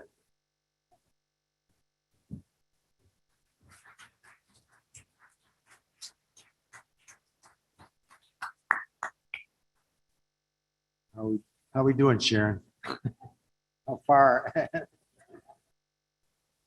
Our next report is going to be a report and recommendations of the Task Force on Voting Rights and Democracy. This presentation is going to be by the chair, Jerry Goldfeder, and I'm not sure if anyone is joining him today. We had extensive discussion at the executive committee on this report yesterday. It was amended. It's my understanding that all the delegates have a copy of the amended motion. And so, Jerry, we would ask that you present, keeping in mind our time limitations. Well, thank you very much. I'm not sure that I'm going to be able to race through it the way Christopher just did, but I thank you for the opportunity. This is the first time that I've had the privilege of addressing the House of Delegates. I've been an election lawyer for 40 years, and I teach at Fordham Law School. I've done that for 20 years. And President Brown asked me to chair and form this task force. It's dedicated, the mission is to make certain that New York has a fair and efficient voting rights structure here. We are different than many other states in the union that are undergoing restrictive voting rights laws and increase in partisanship relating to election results and so on. We are fortunate that we are not in that position. The task force is a diverse group. It's a bipartisan group.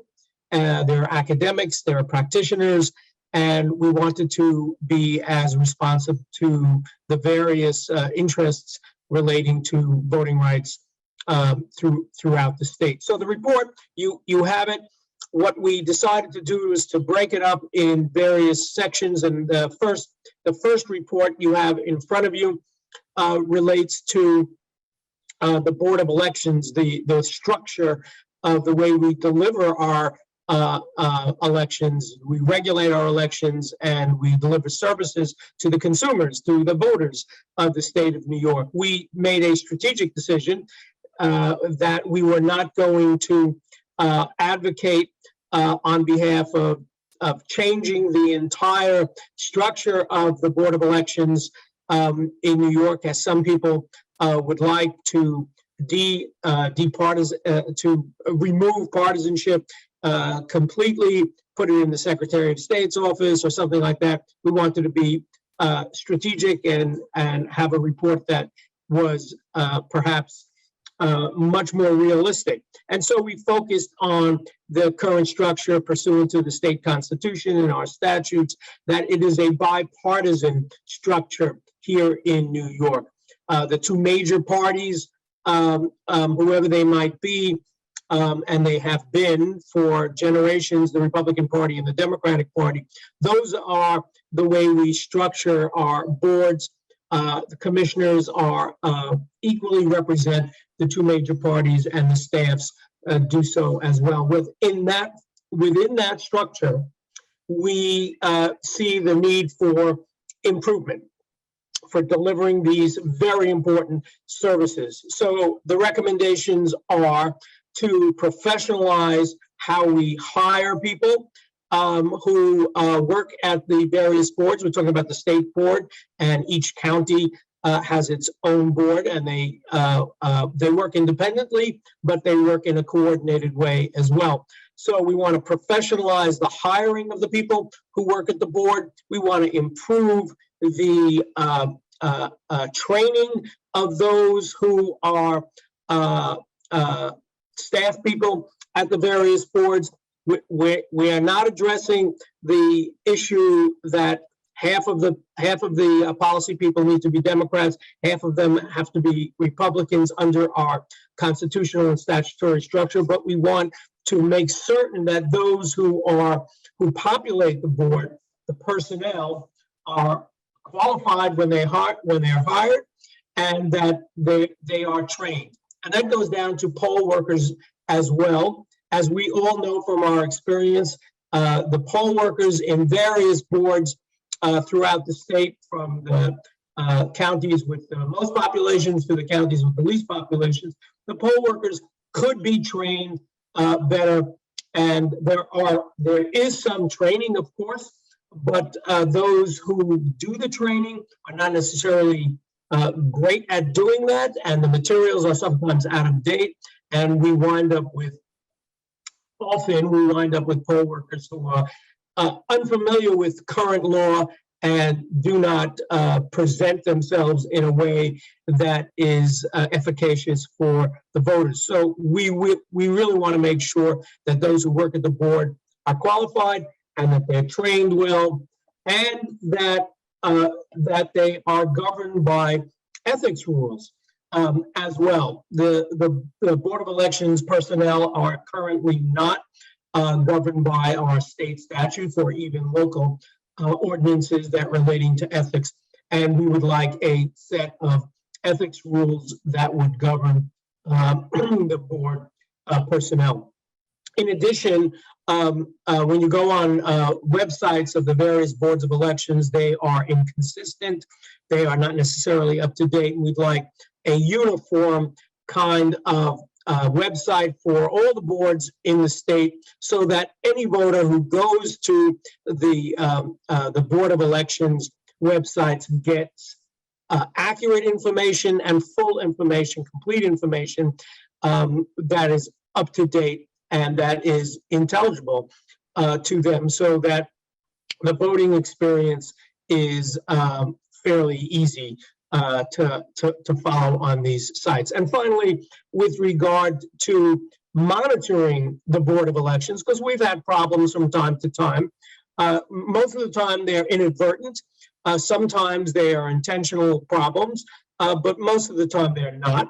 But nevertheless, we would like to have an inspector general. We're recommending an inspector general for all the boards in the state, because the monitoring of the bipartisan boards is not robust, to put it mildly.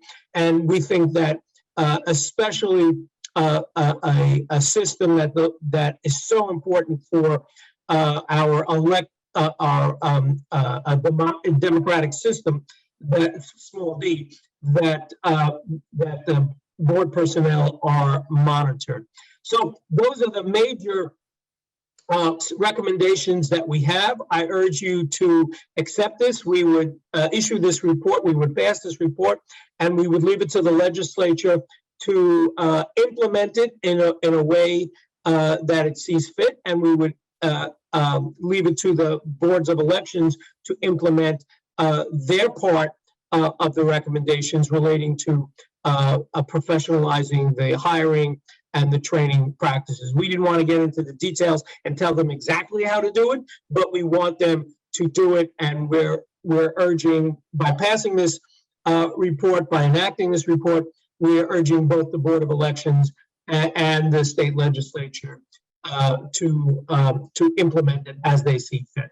So with that, if anybody has any questions or comments, I welcome them. So Jerry, thank you. We would entertain a motion to adopt the proposal as amended. If there is it's so moved, is there a second? Any discussion?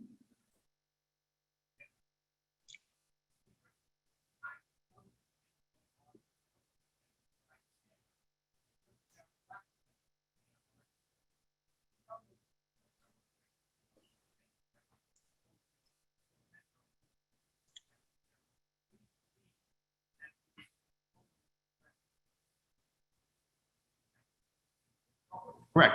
There's at least 9 different entities now overseeing the boards of elections.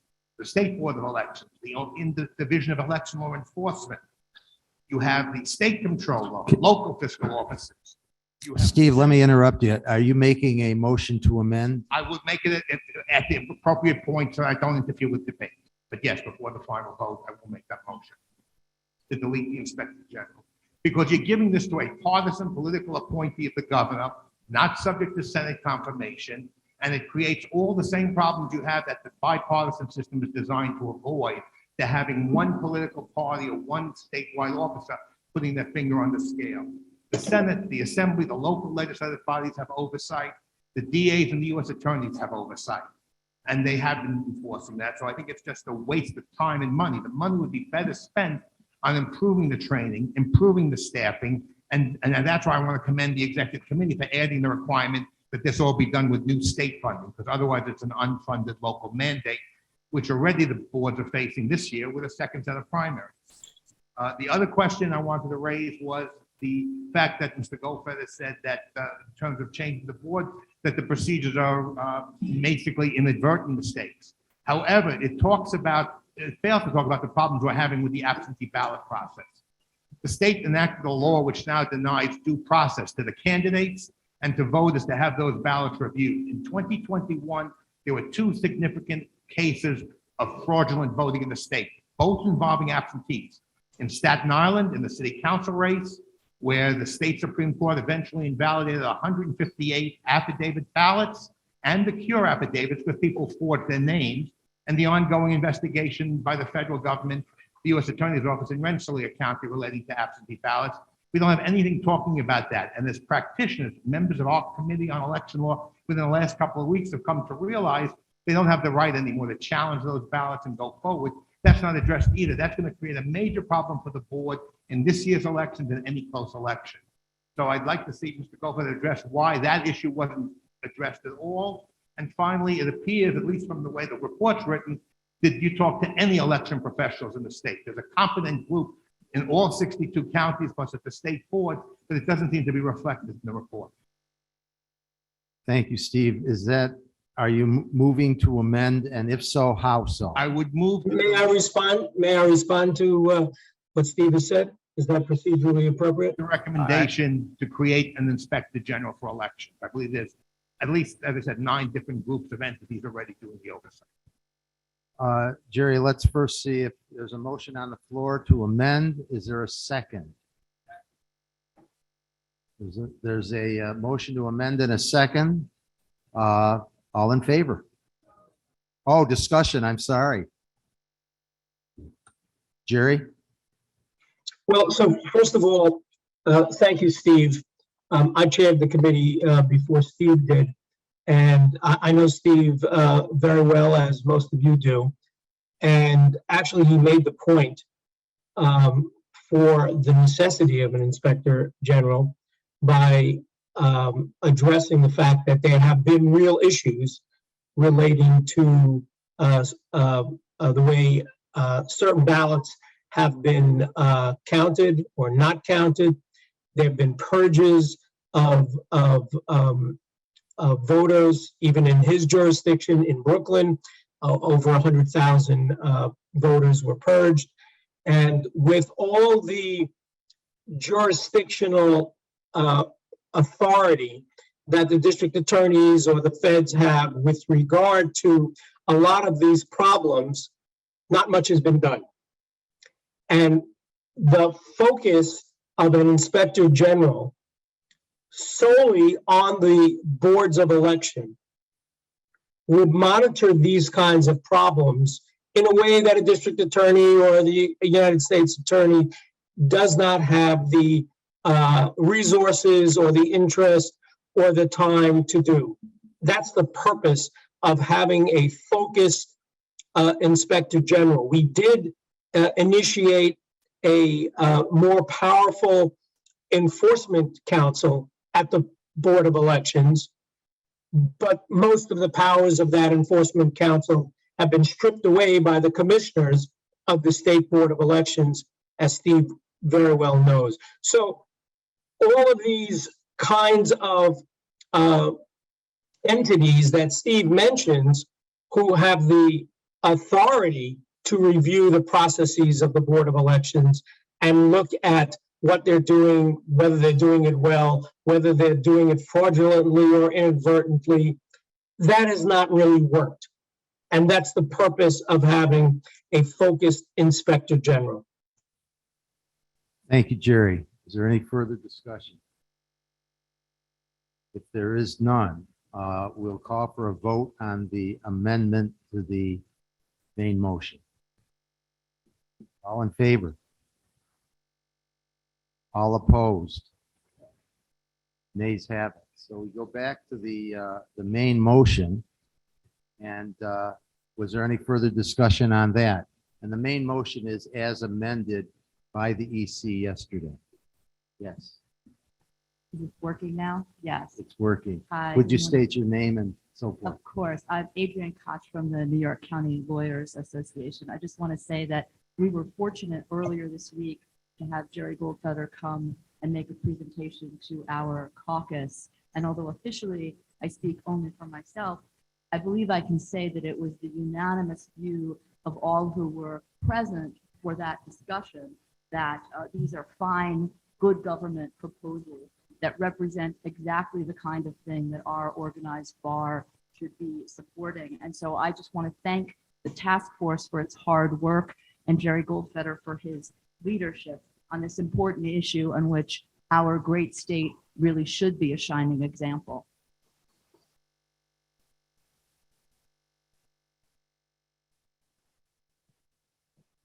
I'm assuming that all of you who are remote have a poll. So we're, since there's no further discussion, I'm sorry, Adrienne Holder. Adrienne, did you want to speak?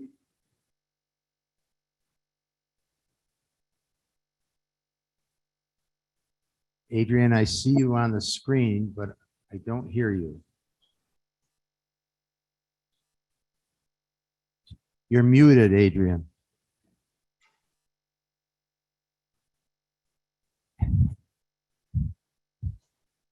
Pretty soon I'm going to be muted. Adrian, are you there? There being no response, I think we'll move to a vote. So you're going to have your ballots if you are online, and you have 10 seconds to turn them in. In the meantime, all those in favor that are here live, all those opposed? I think here it's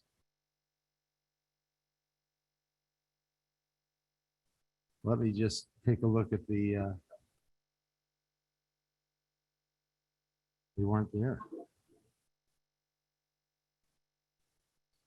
The poll is closed and 84% vote A, 4% abstain, and 12% nay. So that the provision is adopted. Thank you, Jerry. Thank you very much. Earlier, I named a number of presidents who were online, and there were a couple that I didn't see. And I see that Mike Getnick is here, and I think I mentioned Dave Shraver, Michael Miller, and Tony Palermo, as well as Vince Bizard and Tom Levin and Scott Carson. So I wanted to acknowledge them and their continued dedication to our association as well. Our next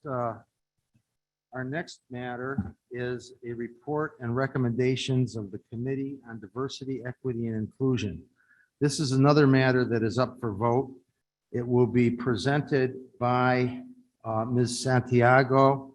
This report offers a resolution with recommendations on bylaws provisions 5.3H and 7.1F1. If this resolution is approved, the Bylaws Committee will be requested to prepare bylaws amendments for subscription at the November House of Delegates meeting and approval, and if it is approved there, then at the annual membership meeting, we will have a vote.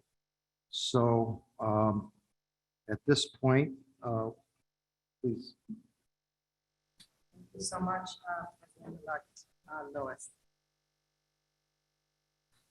We are presenting this report on behalf of the Committee on Diversity, Equity, and Inclusion to ask the New York State Bar Association to express its full-throated commitment to diversity, equity, and inclusion by removing the sunset provisions in these bylaw amendments and provisions that President-elect Lewis just mentioned.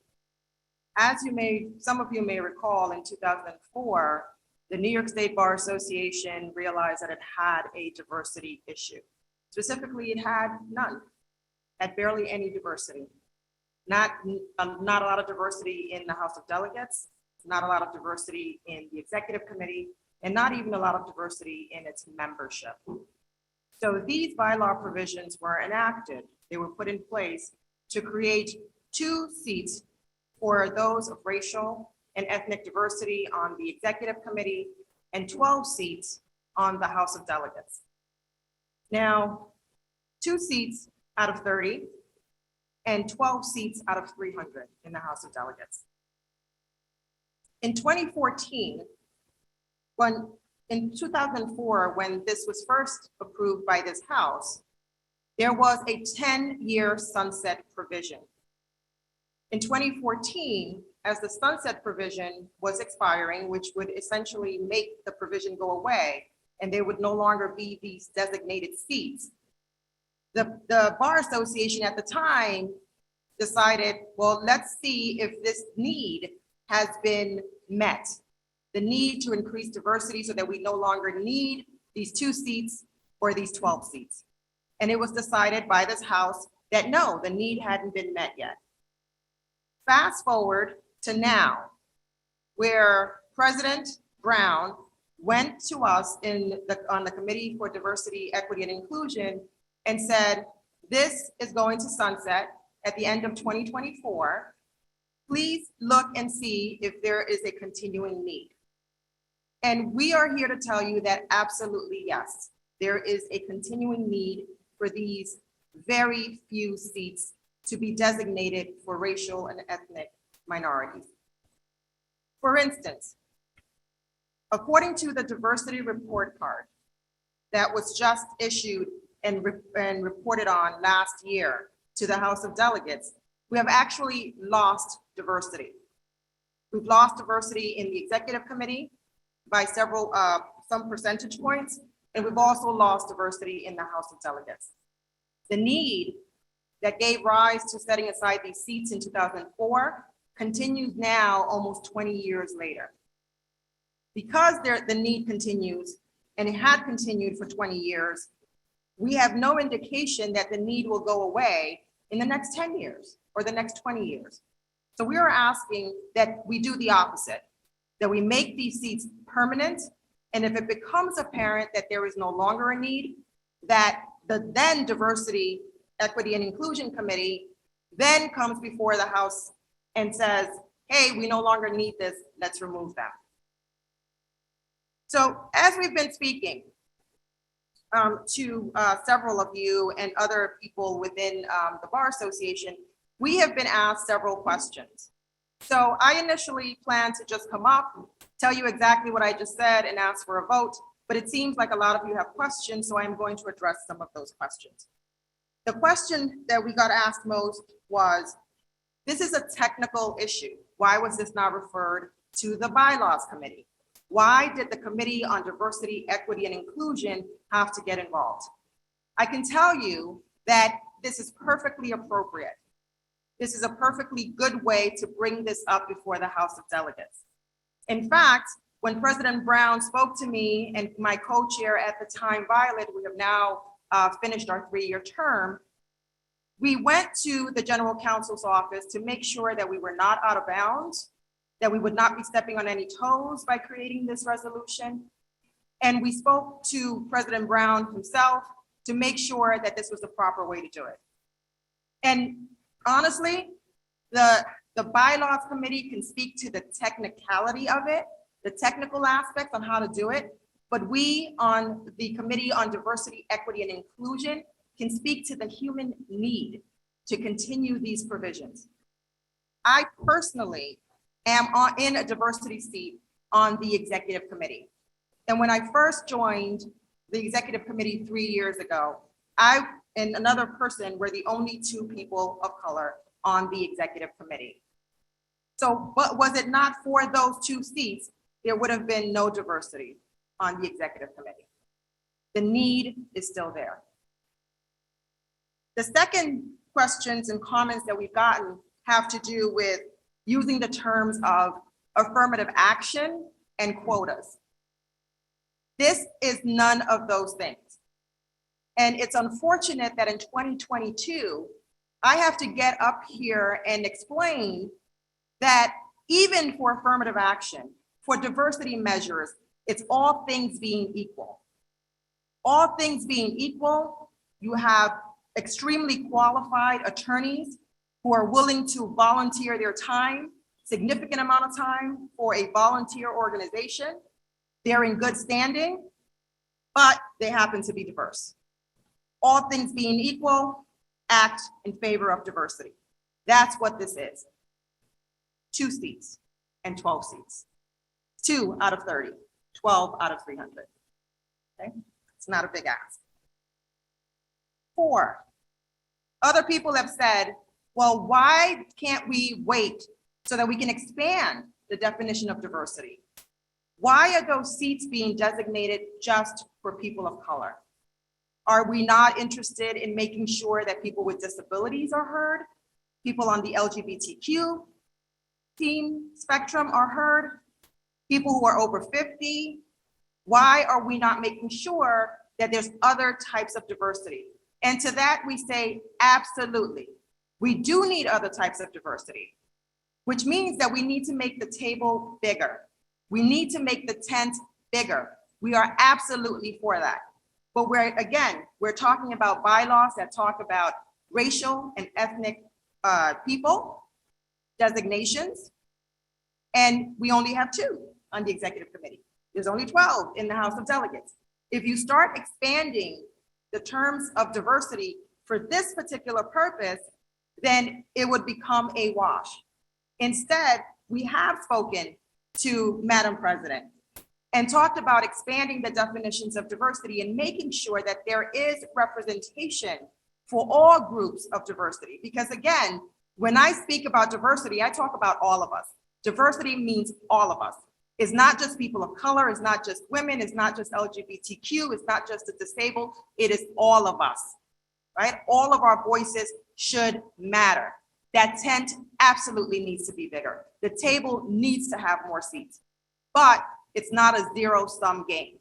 Because we take away the sunset provision here does not mean that we cannot now address expanding that tent and expanding that definition to make sure that other people are also fully represented.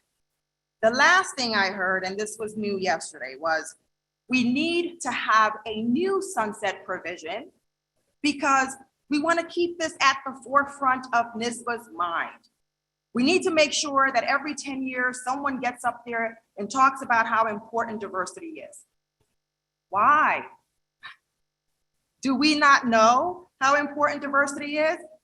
Why would you want someone like me to have to come up every 10 years and explain to you why representation matters? We have a robust diversity plan, which I will finish up with. If we remove the sunset provision from these provisions, from these bylaws, from the amendments, the nominating committee has to make sure that those seats are filled for diversity. If Madam President happens to create a task force or a working group to make sure that the definition of diversity is expanded, the nominating committee is going to have to focus on that and make sure those seats are filled for representation. You don't need me to come up and do a song and dance for you every 10 years. So I will close with this. In 2019, then President Hank Greenberg came to me and Violet, again, as the co-chairs of the Committee on Diversity, Equity, and Inclusion. And he said, my key thing for my presidency is going to be for NYSBA to have a robust diversity plan. He said, we need to send the message to all of the attorneys, our clients in New York, that we believe in diversity, that there is a seat for everybody at the table at NYSBA, right? And he said that is the only way that we are going to attract the diversity that we have been speaking about for so many years and cannot effectuate. So Violet Samuels and I worked with a group, a working group, to create a very robust diversity plan. And before we presented to the House of Delegates, we presented multiple times to the Executive Committee. One of the things in that diversity plan talked about the Mansfield Rule. For those of you who don't know what the Mansfield Rule is, it basically says that whenever positions of diversity need to be filled in an organization, in a company, 30% of the candidates will be diverse. Because psychology has shown that if you put diversity at the forefront of your mind, that you will effectuate diversity in your organization. When we went before the Executive Committee, Violet and I and Lillian, who's also on hand, I believe, to say a few words when I'm done with this report. The one thing that the Executive Committee at that time told us in 2019 was 30% is not enough. We want to go beyond the Mansfield Rule. And I believe it was Claire Goodington who actually said that. So we changed the report for the diversity plan. We changed it to say that whenever positions of leadership became available for the New York State Bar Association, 50% of the candidates would be diverse. That's how big NYSBA's commitment was to increasing diversity. That is the diversity plan that you all approved. This falls in line with that diversity plan. We're not asking for anything different. We're not asking for anything radical. we're asking that those 2 seats out of 30, those 12 seats out of 300 remain set aside because you have already approved it for people of ethnic and racial diversity. Thank you. Oh, sorry, I'm gonna let Lillian say a few words if you don't mind, Dick. Thank you, Myrna. And Myrna just said, add on, but there's really nothing to add to what Myrna Santiago just said, because I think she put it all to you. I do want to say, because I'm the oldster on DEI, they asked me, colleagues asked me, why do we have this sunset provision? And my memory, being faulty, said that was the only way we could get it passed, I bet, right? But when I read Tom Levin, my old and dear friend, our former president's memo on this resolution, I was reminded that back then, the sunset provision was a starting point. And I'm going to say to my friends and colleagues today who will be voting that today eliminating the sunset clause is a starting point. And I'm going to ask you, as Tom asked the bar in 2004, to do the right thing, to open up these seats to an expanded and future definition of diversity with a fulsome discussion at the bylaws committee with, of course, feedback from the Committee on Diversity, Equity, and Inclusion. But just to say, this is our opportunity to say this is always going to be part of our DNA. We meant it when we adopted the diversity plan. So I hope you will support the resolution offered by the DEI committee. Thank you. Thanks, Myrna. Thanks, Dick. Thank you. Thank you, both of you. And as a member of the House, did you want to make a motion? Sure. So I move to have this report and recommendation approved by the vote, I guess, to be put for a vote in front of the House. Is there? Okay, discussion. My first person is Michael Getnick remotely. Mike, Am I unmuted? You're good. Well, first of all, I want to congratulate the committee and Myrna. That was, to me, one of the most excellent presentations I've ever observed. That the need to continue, I don't understand how that could even be questioned. The realities establish what you said so well. I'm going to try to make this short. I don't really understand why there's a concern as to how bylaws fits into this. And in that regard, I certainly would yield to Bob Schofield, who's done a tremendous job. But I've been on the bylaws committee. I was the chair of the bylaws committee for the foundation. The bottom line is what the bylaws does, the committee does, in my opinion, is procedural. The substance is provided to the bylaws by committees like yours for the bylaws then to consider how to enact and make that a portion of the bylaws. But there shouldn't be any question about whether or not this should have gone to bylaws or to your committee. I think President Brown was 100% correct in directing this to your committee first, and then for the bylaws to consider, assuming it passes. And that was, again, a fabulous presentation. Thank you so much. Thank you, Mike. Our next speaker is Sharon Stern-Gerstmann. Thank you, Mr. Chair. Sharon Stern-Gerstmann, youth president, who's been around.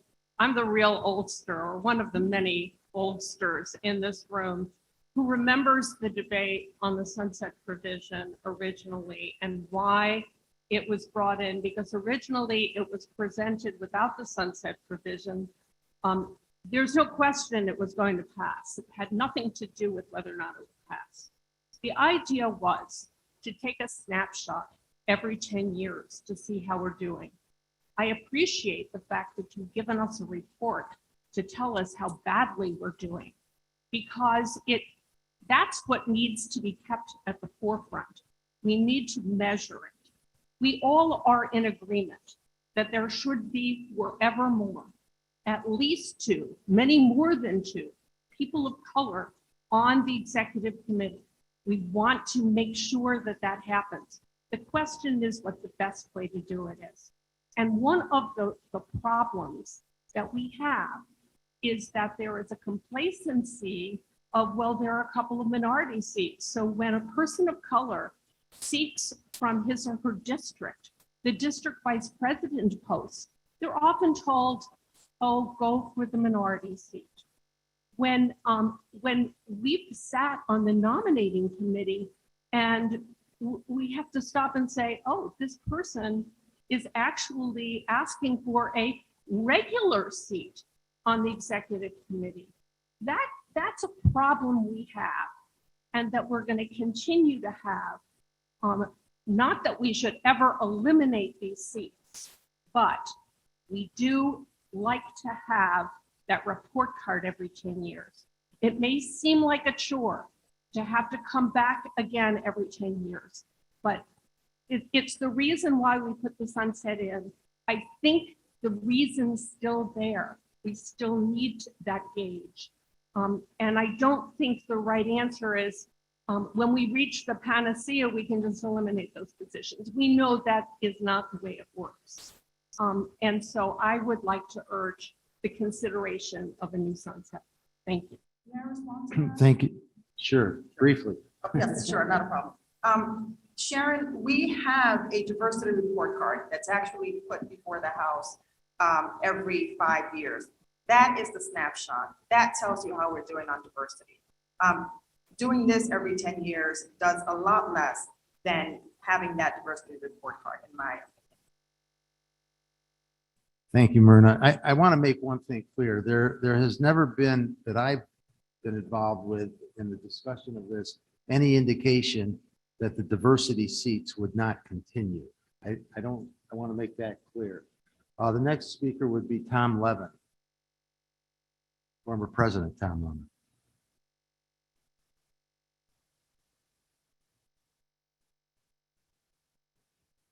You're muted. Sorry, thank you. I'm hoping everyone had the opportunity to read the comments that I had circulated. I'm a little limited in speaking because I'm recovering from a severe case of double pneumonia. So speaking is a little bit difficult. But the points I want to make are, number one, I hope nobody takes my comments as an indication of not wanting to have diversity seats. Or diverse representation. Diverse representation is the essence of why I proposed this at the very beginning when I took office in 2003. It's very important, even more so even than it was then. We actually are doing a lot better than we did then. And sporadically, because every year the composition of the House and Executive Committee change, we are occasionally doing better and then occasionally doing worse. There are some structural reasons, I think, why that happens, and something that I think ought to also be addressed.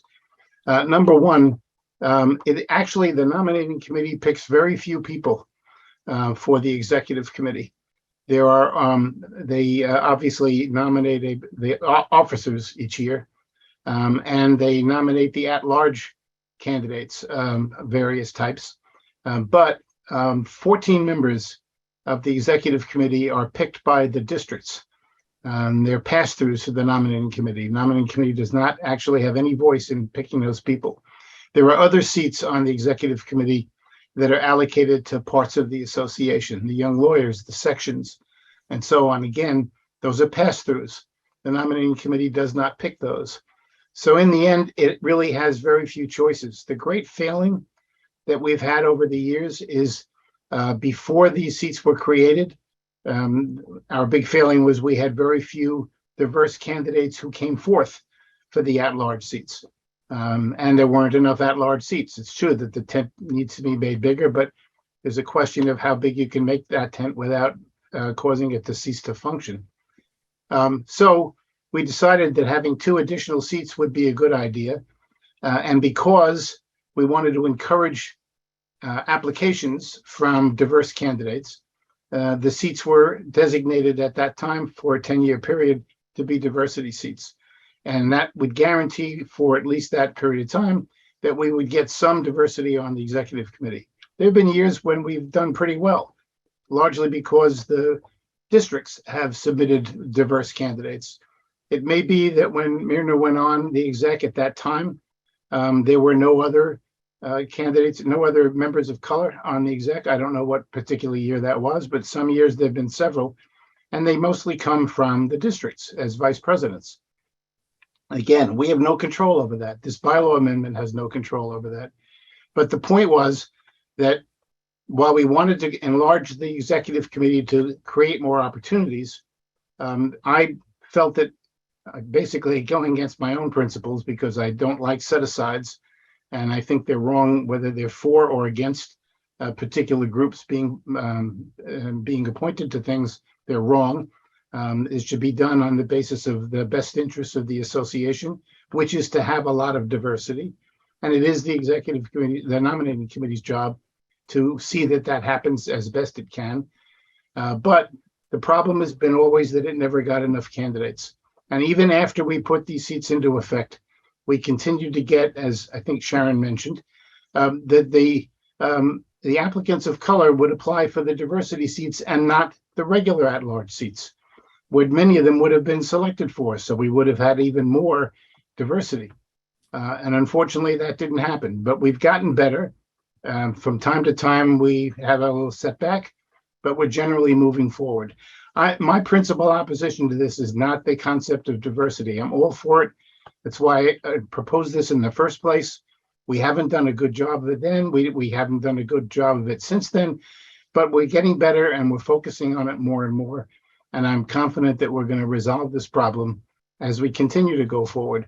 My objection is to making permanent these two seats. I'm focusing more on the executive committee than the House.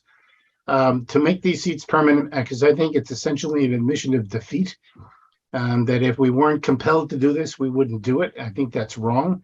I know lots of people in the House and in the association. They're good people. I have to cut you off here. All right, Sorry. I'll finish up. So basically, my view is I'm all for continuing these seats. My opposition is to making them permanent. And the bylaws, I know it's true you could amend it out later, but we all know that would never happen. So I think the idea here is let's keep on the path we're doing and do a better job, devote ourselves to a better job, keep these seats, and have another sunset period so we can look at this again in 10 years. Thank you, Tom. And you look well. I'm trying. Thank you, Dick. Next speaker is Diana. Hello, Diana Sen. I'm the first department vice president representing the New York City Bar. One, I wanted to thank Tom Levin. He nominated me for the New York Fellows many years ago, and I want to thank Kate and Bernice. They actually picked me as their diversity delegate, and that's how I came to the House of Delegates, probably in 2006 or so. Years. And I was a diversity delegate probably for maybe 4 to 6 years throughout. And at some point, I ended up meeting Roz Fink from NYSBA President at the House meeting. And she suggested that I join the NYSBA board. And eventually, I became a House member through NYSBA. And eventually now through the City Bar, thanks to Taya and a whole bunch of other people for working with me. And now I'm working with the City Bar. But I just wanted to let you know that it's really important to have that diversity because it gives people the opportunity to be here and also to learn. At that time, I was a region president to the Hispanic National Bar, and I remember copying a lot of Bernice's emails and sending it to the team and just learning to sort of be a better bar president by watching. So it's not just being in the room to help make policy for the state bar, but also to take back to minority bar associations and to be better. And then I also want to give you a second perspective. I was national president of the Hispanic National Bar Association about 10 years ago. And I traveled throughout the country talking to Hispanic lawyers. And I remember talking to one Hispanic lawyer from Florida. And he actually said that he was only one of 2 Latinos on the House for Florida. And I thought, I cannot believe that. And I said to him proudly, well, I'm part of the New York State Bar Association. And we actually have diversity seats so that we make sure that that doesn't happen. And I remember thinking about it proudly. So that is why I today advocate. And I just wanted to thank the bar for everything that they continue to do to help diversity. Thank you. Thank you, Diana. Mark Moretti is next. Mark Moretti, 7th Judicial District Vice President. First of all, thank you for the excellent report. I am here to make a motion to amend the resolution in front of the House to basically It's very hard to hear you, Mark. that provision for an additional 10 years. Can you get closer to the mic, Mark? Continue as it has been written in the resolution, but for a 10-year period. This basically mirrors former President Tom Levin's memo. I don't know whether everyone in the House received a copy. I know that the Executive Committee did. Basically, I think he stated much of the reasons why it's important, I think, to have a 10-year sunset as opposed to make it permanent. I'll just kind of briefly say the three things that were significant to me.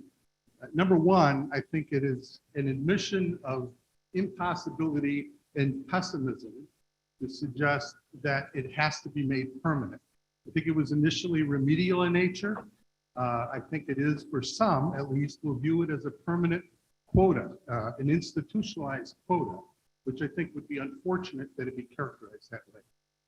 Secondly, I do think, and Myrna addressed this a bit because there was discussion at the Executive Committee level earlier, that it highlights and brings to our attention this important issue.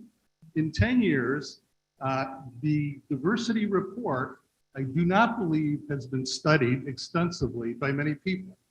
Having Myrna and Violet make this excellent presentation, I really think highlights this important issue and where we are. Third, I think that there's a natural tendency to believe that we're the smartest House of Delegates in the world and that we could foresee the future, what's going to happen 10 years from now. I know that I can't foresee 1 year from now myself. I will trust that there will be excellent advocates such as Myrna and Violet who will be able to make the presentation on the facts that exist in 10 years, and we will be better for it, rather than to basically foretell the future and make something permanent, which was initially done as an initial measure. On the board is a revised amended resolution, which I would respectfully ask that we consider. Thank you. Thank you. So there's a motion and there is a second. Is there any discussion with regard to the amendment?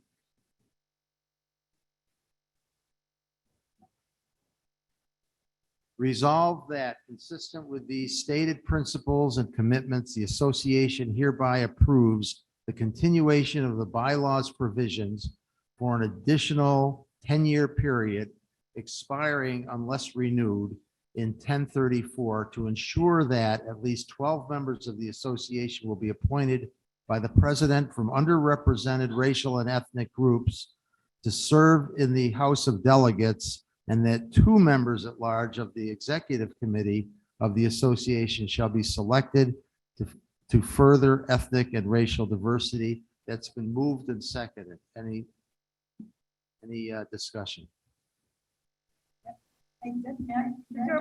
Point of order, I happen to have the mic. Did we not finish the comments on the original motion before we entertain another motion? No. Okay. No, we speak to the amendment first.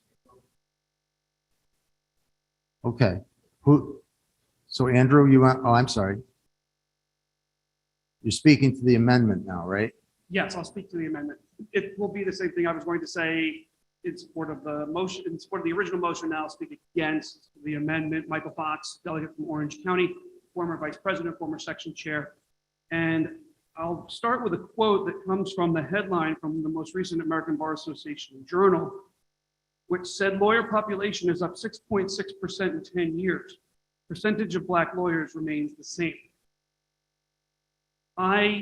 As many of you know, I've written a book on diversity, equity, and inclusion. I teach programs on DEI for the State Bar Association, as well as for other entities. I teach a college course on DEI. And I don't have time to start how I would normally speak, which is by going through a litany of examples of how the legal profession, much like other quarters of our society, has not yet reached parity and equity amongst all individuals and groups.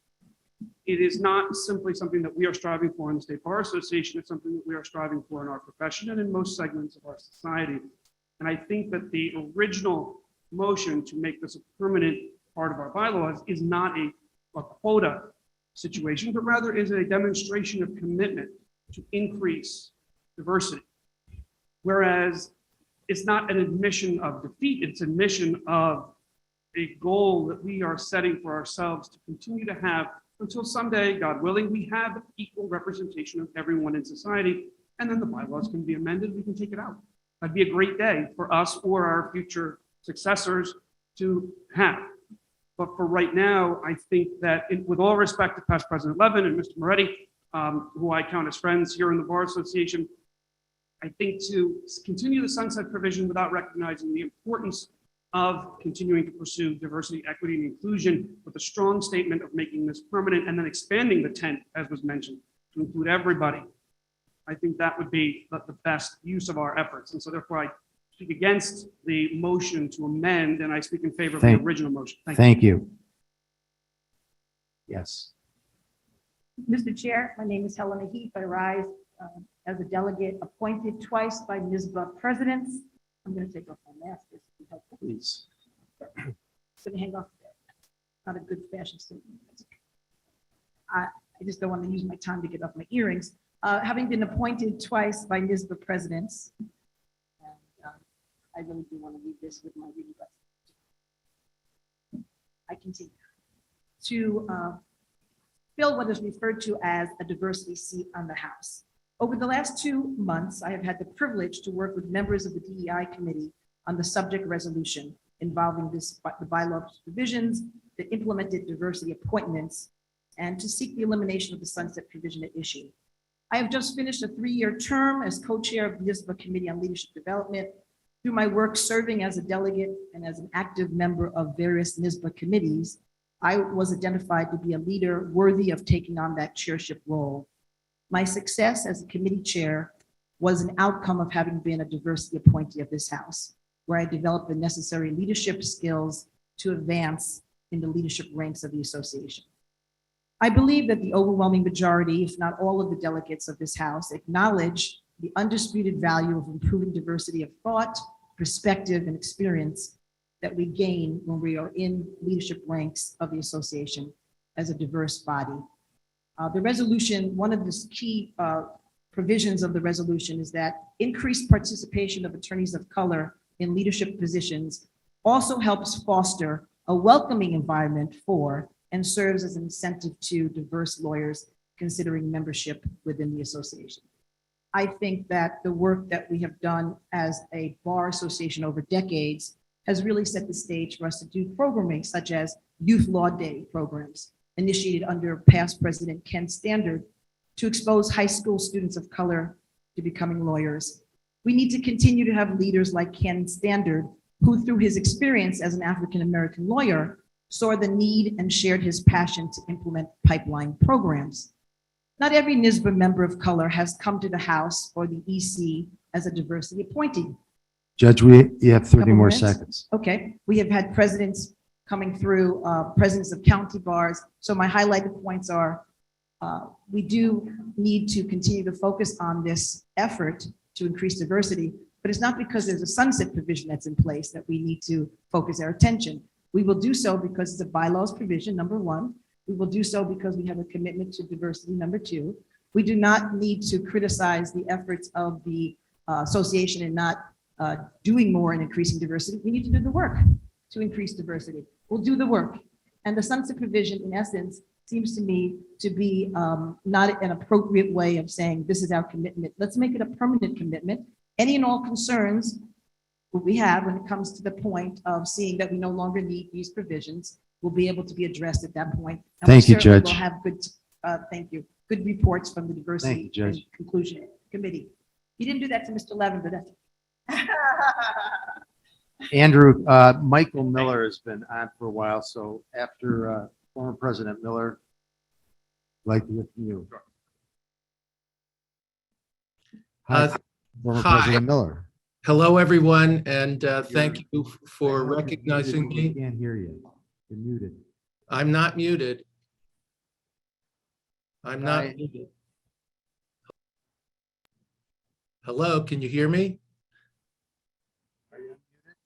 Well, Lillian can hear me, but can you? At the Otesaga? Michael, we can't hear you.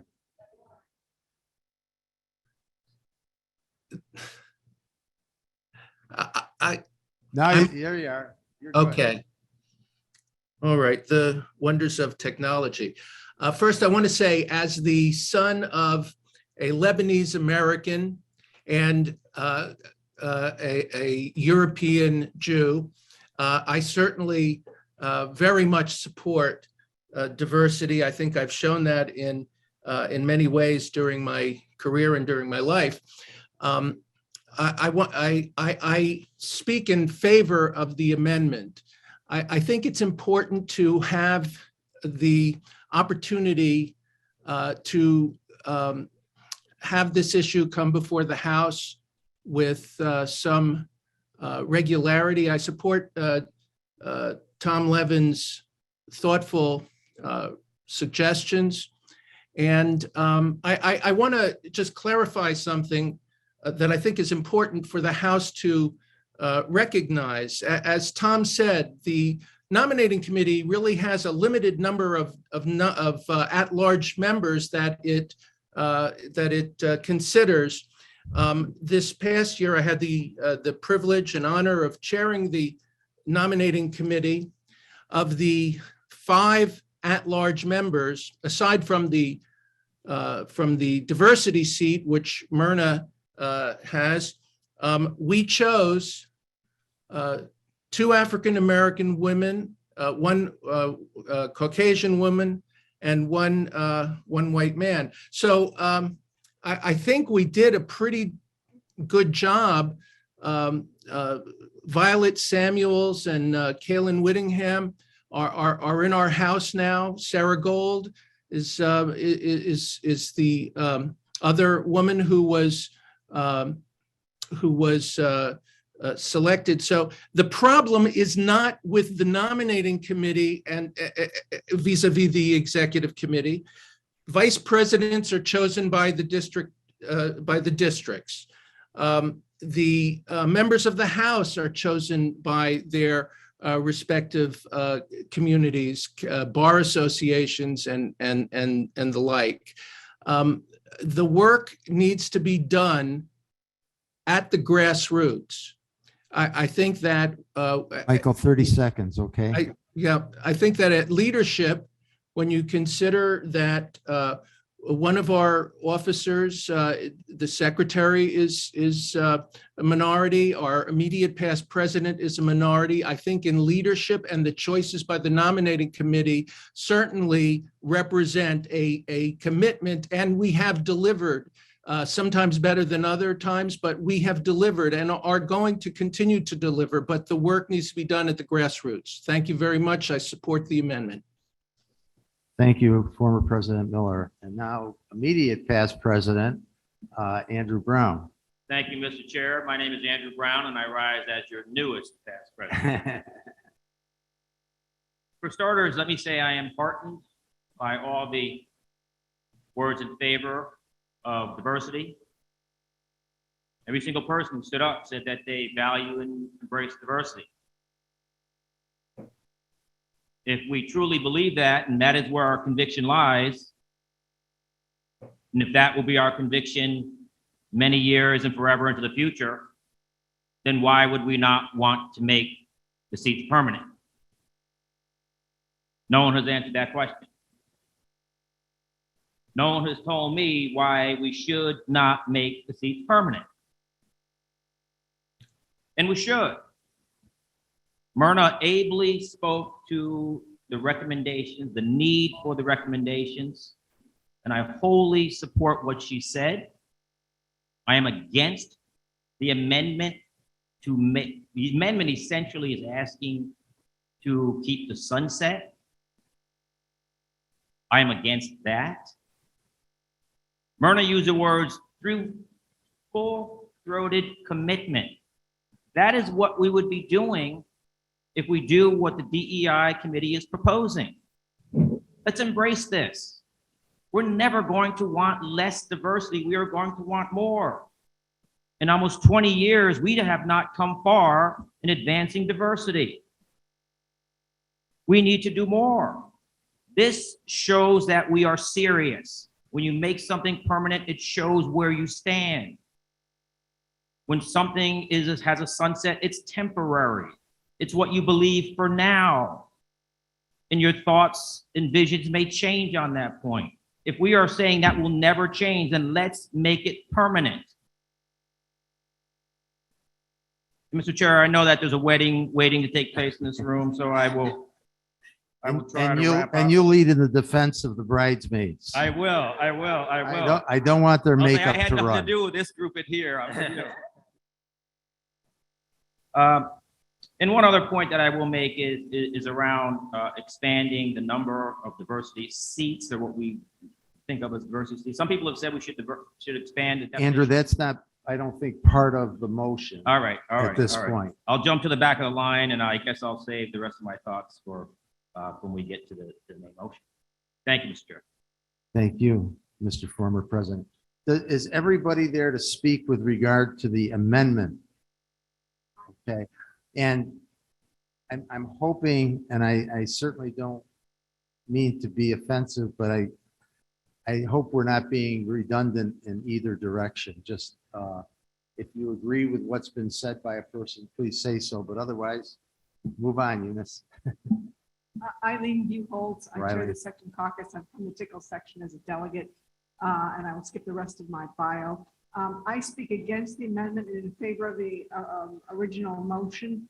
We've asked the DEI, or the DEI committee has told us what they want, what it wants, and so I'm persuaded for us to come in and say that we should be, well, we should disregard what they say because we feel bad that we're not doing a good enough job, puts the onus on them, as Myrna said, to come back every 10 years to justify their existence. That's a burden that should be borne by the leadership, not by the DEI committee and the people who serve on it. Thank you, Eileen. Please identify yourself. Hi, my name is Ms. Quigley. I'm a representative from the third department. I really did not intend to speak today. And this is a newer issue that I felt compelled to. And I think it's interesting that we look around this room. I have no written notes on this issue because really I'm with the report. It's not being presented today, but I think that some interesting things have come up. So as you look around this room and we talk about whether we have gotten to where we need to be or even close, I wonder when you look around and you wonder, are we really there? And we're saying that we are, and we're saying that we're giving up. But the reality is when we look at history, history is telling us what the reality is. And I think we just need to begin to speak truth about what the reality is. And the reality is that diversity is going to take time. It does. I chaired for about 5 years post-graduation a diversity internship program to get diversity in private practice, which is struggling. A lot of you are private practice practitioners. So I want you to think about your law firms, think about the environments that you're in, think about the companies you're coming from and how much diversity sits there. We sit on boards and I sit in rooms like this. I went to University of Virginia and I've sat in rooms that look like this or less. So I'm very familiar with the fact that diversity struggles even during the struggle, even when we do create seats, even when we do these things. And so we're not saying that we are not committed to this and that it's not important to bring this up every 10 years. But the reality is if we can just take this off the table, we can focus on some other things. And as we put people in these positions, so I did go through a diversity position, but even before that, I chaired membership for the health law section. I've been a member of the health law section and was on AC before I was even on the House or even in that diversity position. And then as those positions are there, we can also go and have people in other positions as well. So I am one of those people who was elected. Now I'm in the northern part of New York. I'm in upstate New York. So not even in the downstate region. And so there is a commitment there. So I think if we're going to say that there's a concern about people just filling the diversity positions, then that's an issue with us, right? As individuals, that burden, and that shouldn't really fall on the fact that it's operational. That's about our relationships and the people we're willing to bring in and pull out of those diversity positions and to expand it beyond, right? I do want to say, I think there was a comment of concern that someone shared about whether those seats could ever go away if we didn't need it anymore. And I think that there is a concern that we are committed that if we didn't need these seats, we aren't begging for these seats. So we would be more than happy to take them away if we were just a diverse community and wouldn't really. I'm sorry, 30 seconds. And I totally understand that. And I think also, I think it's really important that we're heard and that we are the seats that you're trying to create, you're trying to represent. And I think as we talk about these and as we talk about how we get in these positions, the roles that we play and how they operationally function, that sometimes the truth of how they work and the impact that they have really needs to be spoken from those who you're actually talking about. Thank you. Thank you. Winnie? Good morning, everyone. My name is Edwina Martin. I'm an elected delegate from the 13th Judicial District. At one point in time, I sat on the executive committee in the seat that Myrna now has. I want to say that I think that I am speaking in opposition to the amendment and in support of the original motion, that these seats that we've created and these positions are a statement of the values of the Bar Association. I'm an immediate past co-chair of the President's Committee on Access to Justice, which spoke in our meetings in favor of this motion because of access to justice issues and representation. I'm also an immediate past co-chair of the Committee on Leadership Development.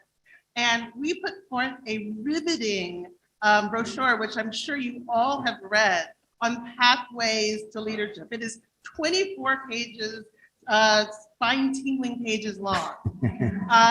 And when you peruse that, if you haven't already, you will see that there are a plethora of requirements for the House of Delegates and the Executive Committee, a certain number of seats for this, for that, and for the other thing.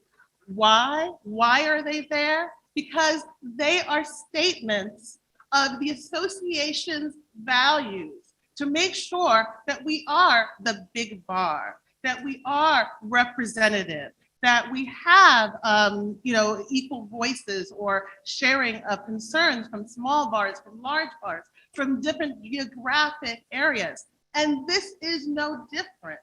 Most of those numbers you see in our riveting document, they are statements of our values. I'm sorry if I'm being repetitive. And if there is a point in time when we think we can change that because it's not needed, that decision can be made then. But most of the numbers you see in the Pathways brochure are not sunsetted. Why should this be? If this is an equal statement of the values of the association. I became an elected delegate from the 13th Judicial District through the it was elected, but the diversity seat that I had. And it gave me an opportunity to engage in a deeper way with my colleagues in the 13th Judicial District to help get them excited about being involved with the Bar Association. And we now, I think, always have great representation at all of these meetings. So what a past speaker, and I'm almost done, President Miller talked about grassroots. I think that these positions are actually a part of that grassroots work, right? We are the missionaries that go out into our judicial districts and spread the word. Why would we want to sunset that? It doesn't make sense to me. So thank you. Thank you, Winnie. I don't think you're a missionary. I think you're an evangelist. And a hard act to follow. I'm Claire Goodecombs, past president, and I speak in opposition to the motion to amend and in favor of the original proposition. I do not doubt from everybody who has spoken either for or against the amendment, everybody's goodwill and everybody's belief that diversity, equity, and inclusion is a core tenet of this association and must be continued. Everybody here thinks that those seats should be continued. It's just a question, should they be continued for 10 years or in perpetuity or until the decision is made that we don't need them? And I only want to address, because Andrew and Myrna and others have been so eloquent about why we do this. I just want to address the issue of Several people have said, well, we need to bring this up every 10 years so that it gets addressed and we put our focus on it.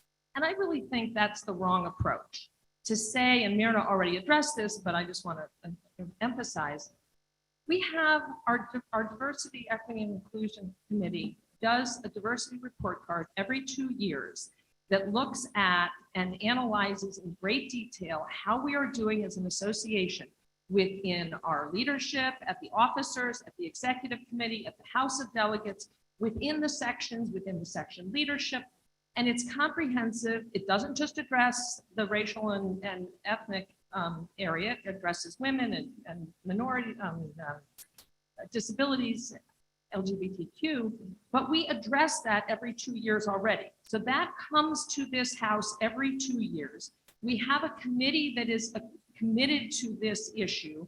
So we don't need to sort of set up, oh, every 10 years they're going to come and talk to us, which is what I'm hearing sort of as a reason for this. I know there are other reasons. Tom is against the quote quota, but I just wanted to address that reason. I think we have plenty of opportunities that we already take to bring the issue up on a more recurring basis, and we don't need to wait 10 years, and we don't need that sunset provision. Thank you, Claire. As always, we get so much from the comments of our past presidents. I'm going to close the comments except for a response from Myrna. And I've been told I have to be very brief, so I will be. And thank you so much, Claire, not only for pronouncing my name correctly, it's Mirna, by the way, not Myrna. It's Mirna. Mirna, if you can't roll the R's. I'm sorry. I always thought it was Myrna. But also because of I was going to say that, why are we pretending that we don't have a diversity report card? Lillian comes up here. The last time she was up here, it was with Nila Sikander from our Diversity, Equity, and Inclusion Committee, and they broke down for us how we're doing on diversity and the fact that we actually lost diversity over the past couple of years. So we do that. We do the diversity report card. But I also want to point out that you have seen today diversity in action. You've seen diversity of thought and you've seen diversity of lived experiences because you've heard a lot from the people of color. You've heard a lot from other people as well. The majority culture got up and said, this is an admission of guilt, right? Someone said it's a mission of guilt and it's a mission of defeat. And we don't want to do that. We want to come back every 10 years and make sure that we're going in the right direction. And for us, we were issuing a sigh of relief. We're saying, oh my God, if we don't have to come back up here every 10 years talking about why we need to be heard, why we need to be represented, then it takes something off our chest, off our plate. We can focus on something else. That's diversity. And that's really why I am in opposition to this motion to add this sunset again for 10 years. The last thing about the sunset, Dick, and I'm just going to make this again very brief, is that if you actually read the sunset provision, it talks about the fact that at the end of the sunset, the provision shall be removed from these bylaws without further action of the association. We are now in unprecedented times in this country when people are talking about anti-CRT and saying that we can't discuss the history of the company and the country and systemic racism, and we don't want our children to learn about it. We are going to hit the point sooner rather than later where we will have a president who is simply going to let this sunset provision take effect, and there will no longer be these seats. So again, in opposition to the amendment, what we want, what the Diversity, Equity, and Inclusion Committee wants, what the majority of the people of color, the marginalized people have said, is that what we want is for the Bar Association to have to take affirmative action to get rid of these seats. Make a full-throated commitment to Diversity Bar Association and say, these seats are going to stay until we can prove that they are no longer needed. Thank you. Thank you, Midna. Thank you, Midna. There being no further discussion, I would call for a vote on the amendment. All those in favor? All those opposed? Nays have it. Oh, I'm sorry. And how about the people? And I'm looking at this screen. 32% were A, 68% were nay.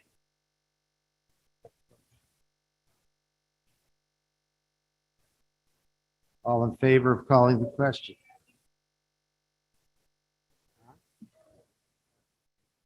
The motion on the amendment carries, or fails rather. The motion fails. Great. Okay, so I'm sorry, we now have a motion to close. Okay. Okay, all in favor? Okay, call the question. The original motion, which by the way has the recommendation of the EC, is now up for vote, and all those in favor? All those opposed? Let's look at the poll, abstentions.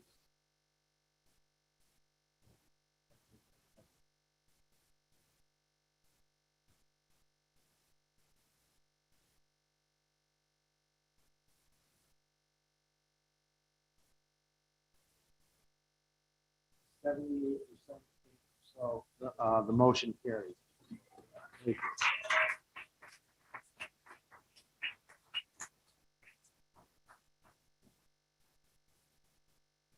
So the next issue that we have to deal with today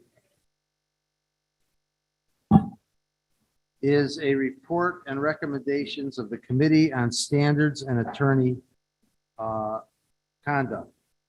The committee proposes new comments to Rule 1.4 and 5.6 of the New York Rules of Professional Conduct.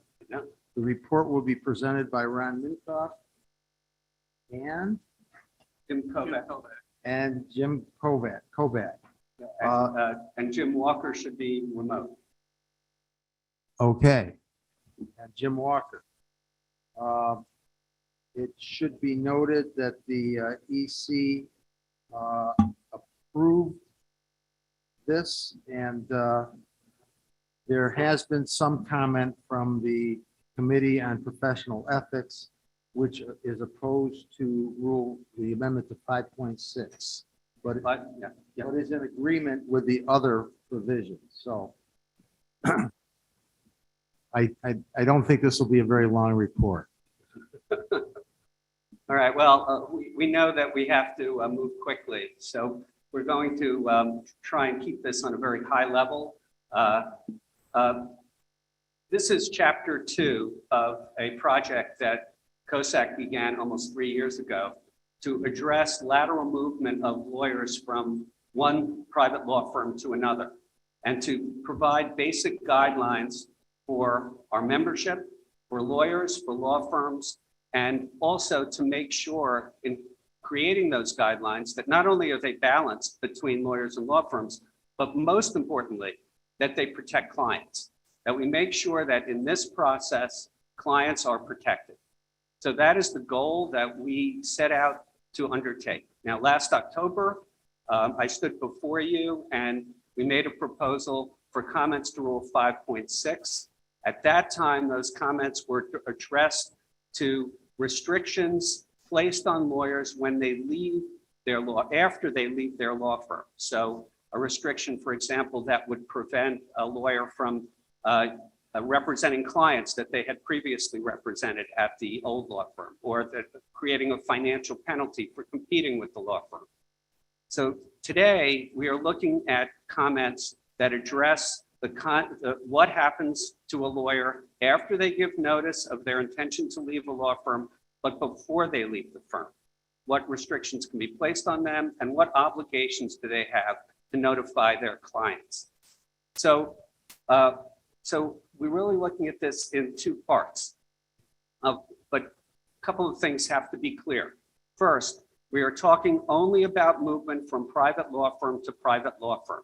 There are explicit comments in here that make clear that this does not apply to movement to retirement. It doesn't apply to movement into the public sector or movement between public sector entities. We've explicitly excluded that in the final comment to 1.4. That's number one. Number two, we're dealing with lateral movement as well as the dissolution of law firms, where a law firm dissolves and other lawyers go to other private firms. And we also want to make sure that clients are properly notified there.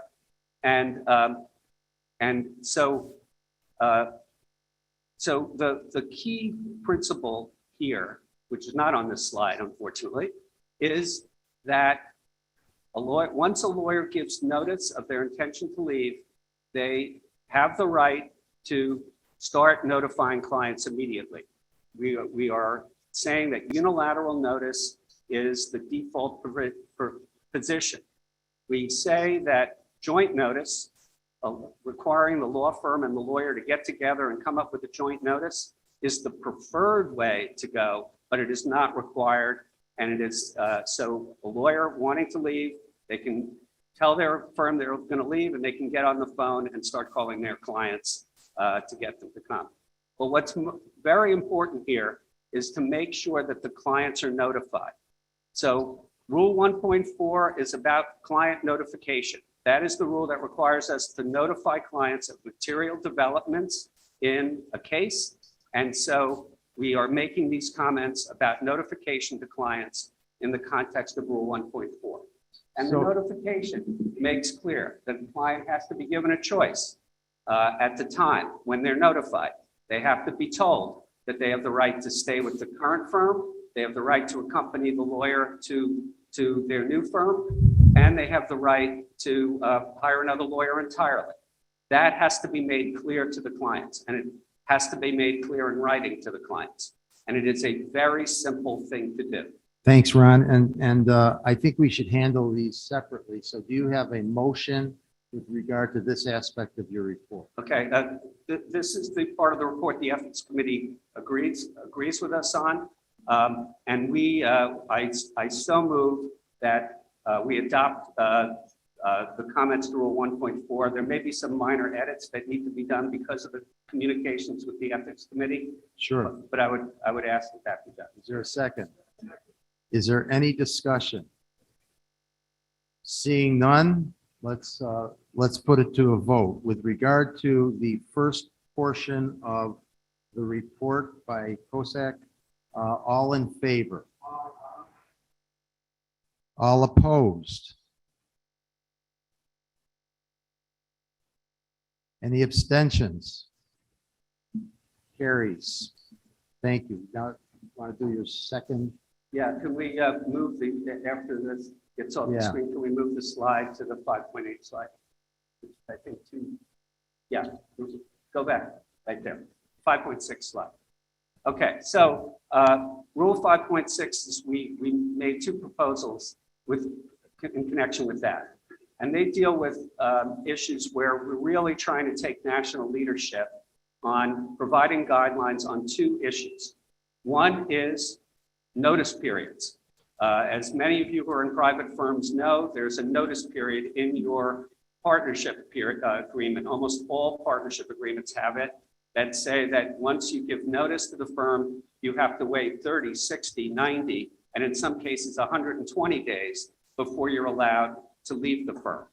And yes, you get into a negotiation with the firm, and et cetera. But what we wanted to make clear, is that the notice period has to be reasonable. It has to be reasonable based on the needs of the lawyer moving, the law firm in terms of making sure administrative processes are done, but also to make sure that the clients have their choice and their ability to have their lawyer move when the client wants them to move as well. So that is our proposal, is to make sure that in applying notice periods, that the firm acts reasonably and that there's a reasonableness standard that can be used for times when law firms try to hold up a lawyer's movement. So is that a motion on 5.6? We have the other part. Okay. There's another proposal. And the other comment is that the law firm cannot restrict the lateral lawyer's right to access their clients and continue to practice at the firm during the notice period. So we see law firms that cut lawyers off from the computer, cut lawyers off from their email, cut them off from cases, saying they can no longer work on cases that they've been working on. So under those circumstances, we want to make clear that that is not permitted unless the lawyer is engaged in some kind of misconduct. For example, downloading files or otherwise misusing firm confidential information for their own purposes. So I move, I'd like to give my colleagues an opportunity to speak if Mr. Kovac can speak briefly, and perhaps Mr. Walker as well. I don't want to stand in the way of the angry bridesmaids, and I think Ron made all the necessary points. The opposition, as I understand it from the Ethics Committee, was primarily that there's no need for guidance in this area. And with all respect, the chair of COSAC, Professor Roy Simon at Hofstra, reached out to all kinds of people while we were discussing comments to both these rules. And maybe not universally, but by far the majority of the comments that we got, and this was from a lot of scholars in the field, people all around New York State who practice in this area all the time, was that guidance was desperately needed, and they were happy that we were able to provide it. So I think it's very important that lawyers in New York State have guidance. They should have New York guidance. They shouldn't have to rely on an ABA rule, which if you're not an ABA member, it's hard to get access to anyway. And our rule is actually a little less restrictive than the ABA opinion that the Ethics Committee. Thank you. And Walker, want to I have nothing to add. I really just echo the comments of Mr. Kovac and Ron. So we can move forward unless there's discussion to respond to. okay, thank you. So go forward. Has it been moved? I formally move then that we adopt the proposed comments rule 5.6. I just want to reiterate that once again, the EC endorsed this motion. There's a motion and a second. Any further discussion? If not, let's take it to a vote. All in favor? Opposed? Abstain?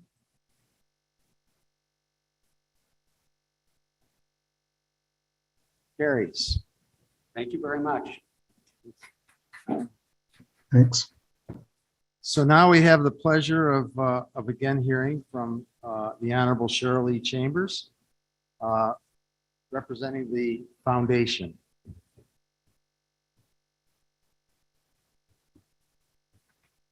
And Judge, it wasn't me who held you up.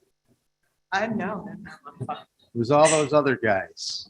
But is it still morning? Good afternoon. I am Cheryl Chambers, and I'm the Vice President of the New York Bar Foundation and your all-purpose appellate division, Judge. Let me take a moment to review some of the important work that the foundation has done and is currently doing to advance equity and access to justice. This year, through the foundation's robust grant program, the foundation distributed nearly $605,000 in charitable and educational grants to nearly 100 legal services organizations across New York State that address pressing issues facing the legal system, such as access to education, domestic violence prevention, family and elder law assistance, human trafficking, and COVID relief. In addition, more than $162,000 in grant funds was distributed to the New York State Bar Association's initiatives, including its pro bono appeals program, the Attorney Wellbeing Project, and the New York State High School Mock Trial Program. In addition to our regular grant cycle, the foundation continues to provide emergency legal efforts, grants for emergency legal efforts relating to the COVID-19 pandemic, as we have done in the past for natural disasters such as Superstorm Sandy and Hurricanes Harvey, Irma, and Maria.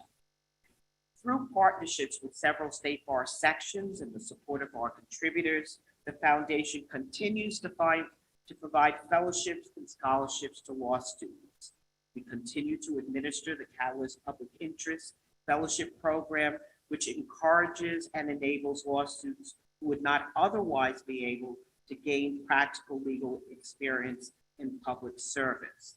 The program coordinates with law schools across the state and matches law school stipends so that each stipend a student receives is about in the amount of $5,000. The foundation also administers the Honorable Judith S.K. Committee on Children and the Law Scholarship, which is a special project authorized by the State Bar Committee on Children and the Law. The scholarship is awarded to selected students who will age out or have aged out of foster care and are enrolled in an accredited undergraduate or post-high school certificate program. Through its programs, the foundation invests in organizations and people to advance access to justice and equity and fosters a strong relationship between the New York State Bar Association and the community we serve. We are proud of those partnerships that we have built with bar sections, nonprofit organizations, law schools, and you, our contributors, to continue to bring these efforts to fruition. The foundation looks forward to your continued support so that we can advance the State Bar's philanthropic goal to make the justice system more fair and accessible for the greater good of the people of the state.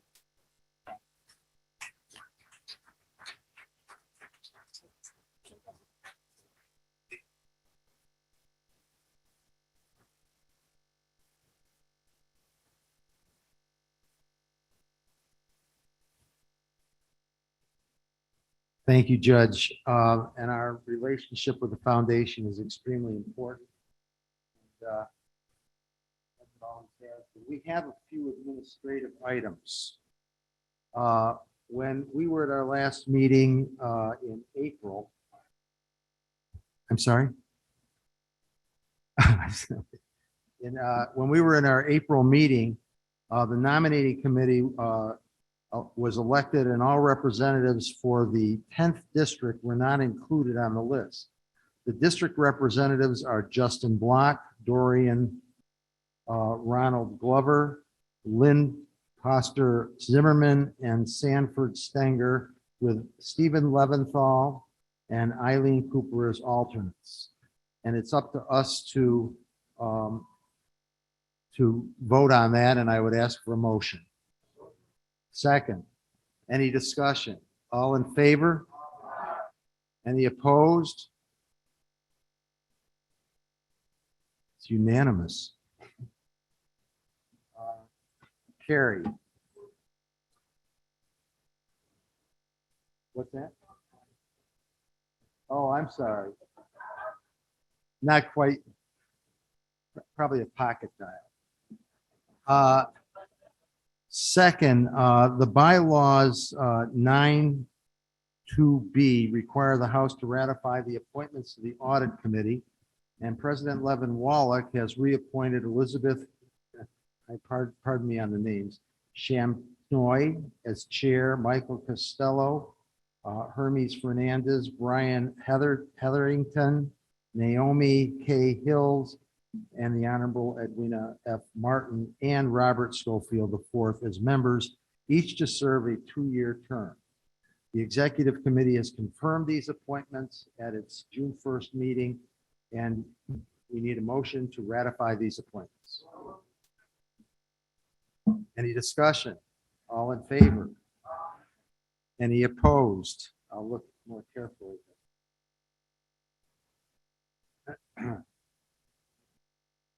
Looks like that's a resounding approval, so it's carried. The third administrative item is as follows. The bylaws, section 9(1)B requires the House to ratify appointments to the Finance Committee. President Sherry Levin Wallach has reappointed Michael J. McNamara as chair, reappointed Taya R. Grays as a member, and appointed the Honorable Cheryl E. Chambers as a member, each to serve a 2-year term. The Executive Committee has confirmed these appointments at its meeting on June 1st, and I would entertain a motion to ratify. Any discussion?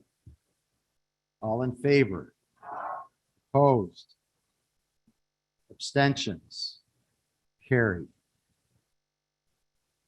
We now come to new business. I know that there is one very brief new business item to be stated by Vince Chang.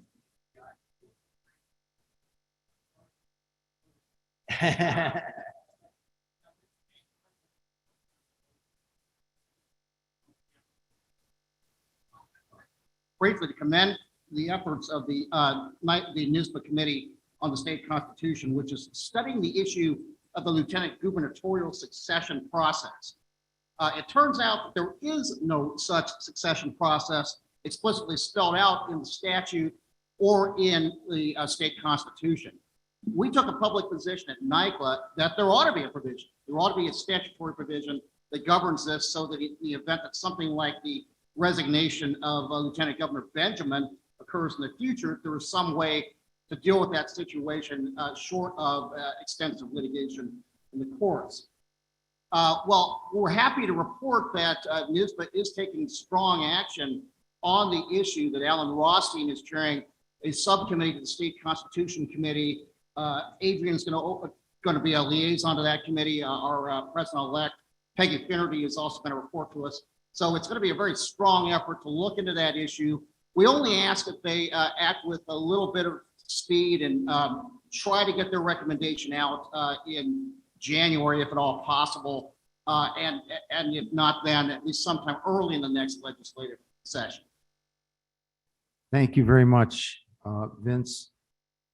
We are now approaching that time when we may successfully not bear the wrath of the bridesmaids.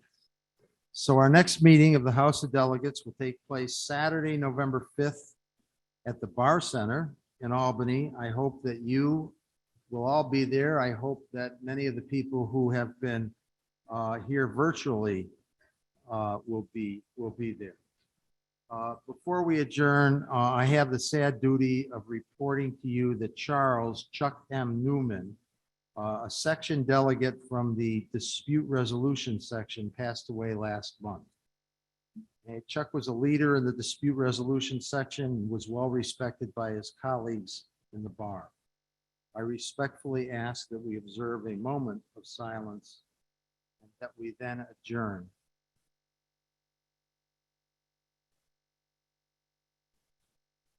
Thank you. Motion to adjourn. Any discussion?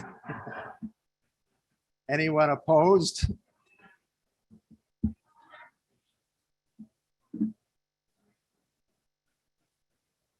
Carried, by the way.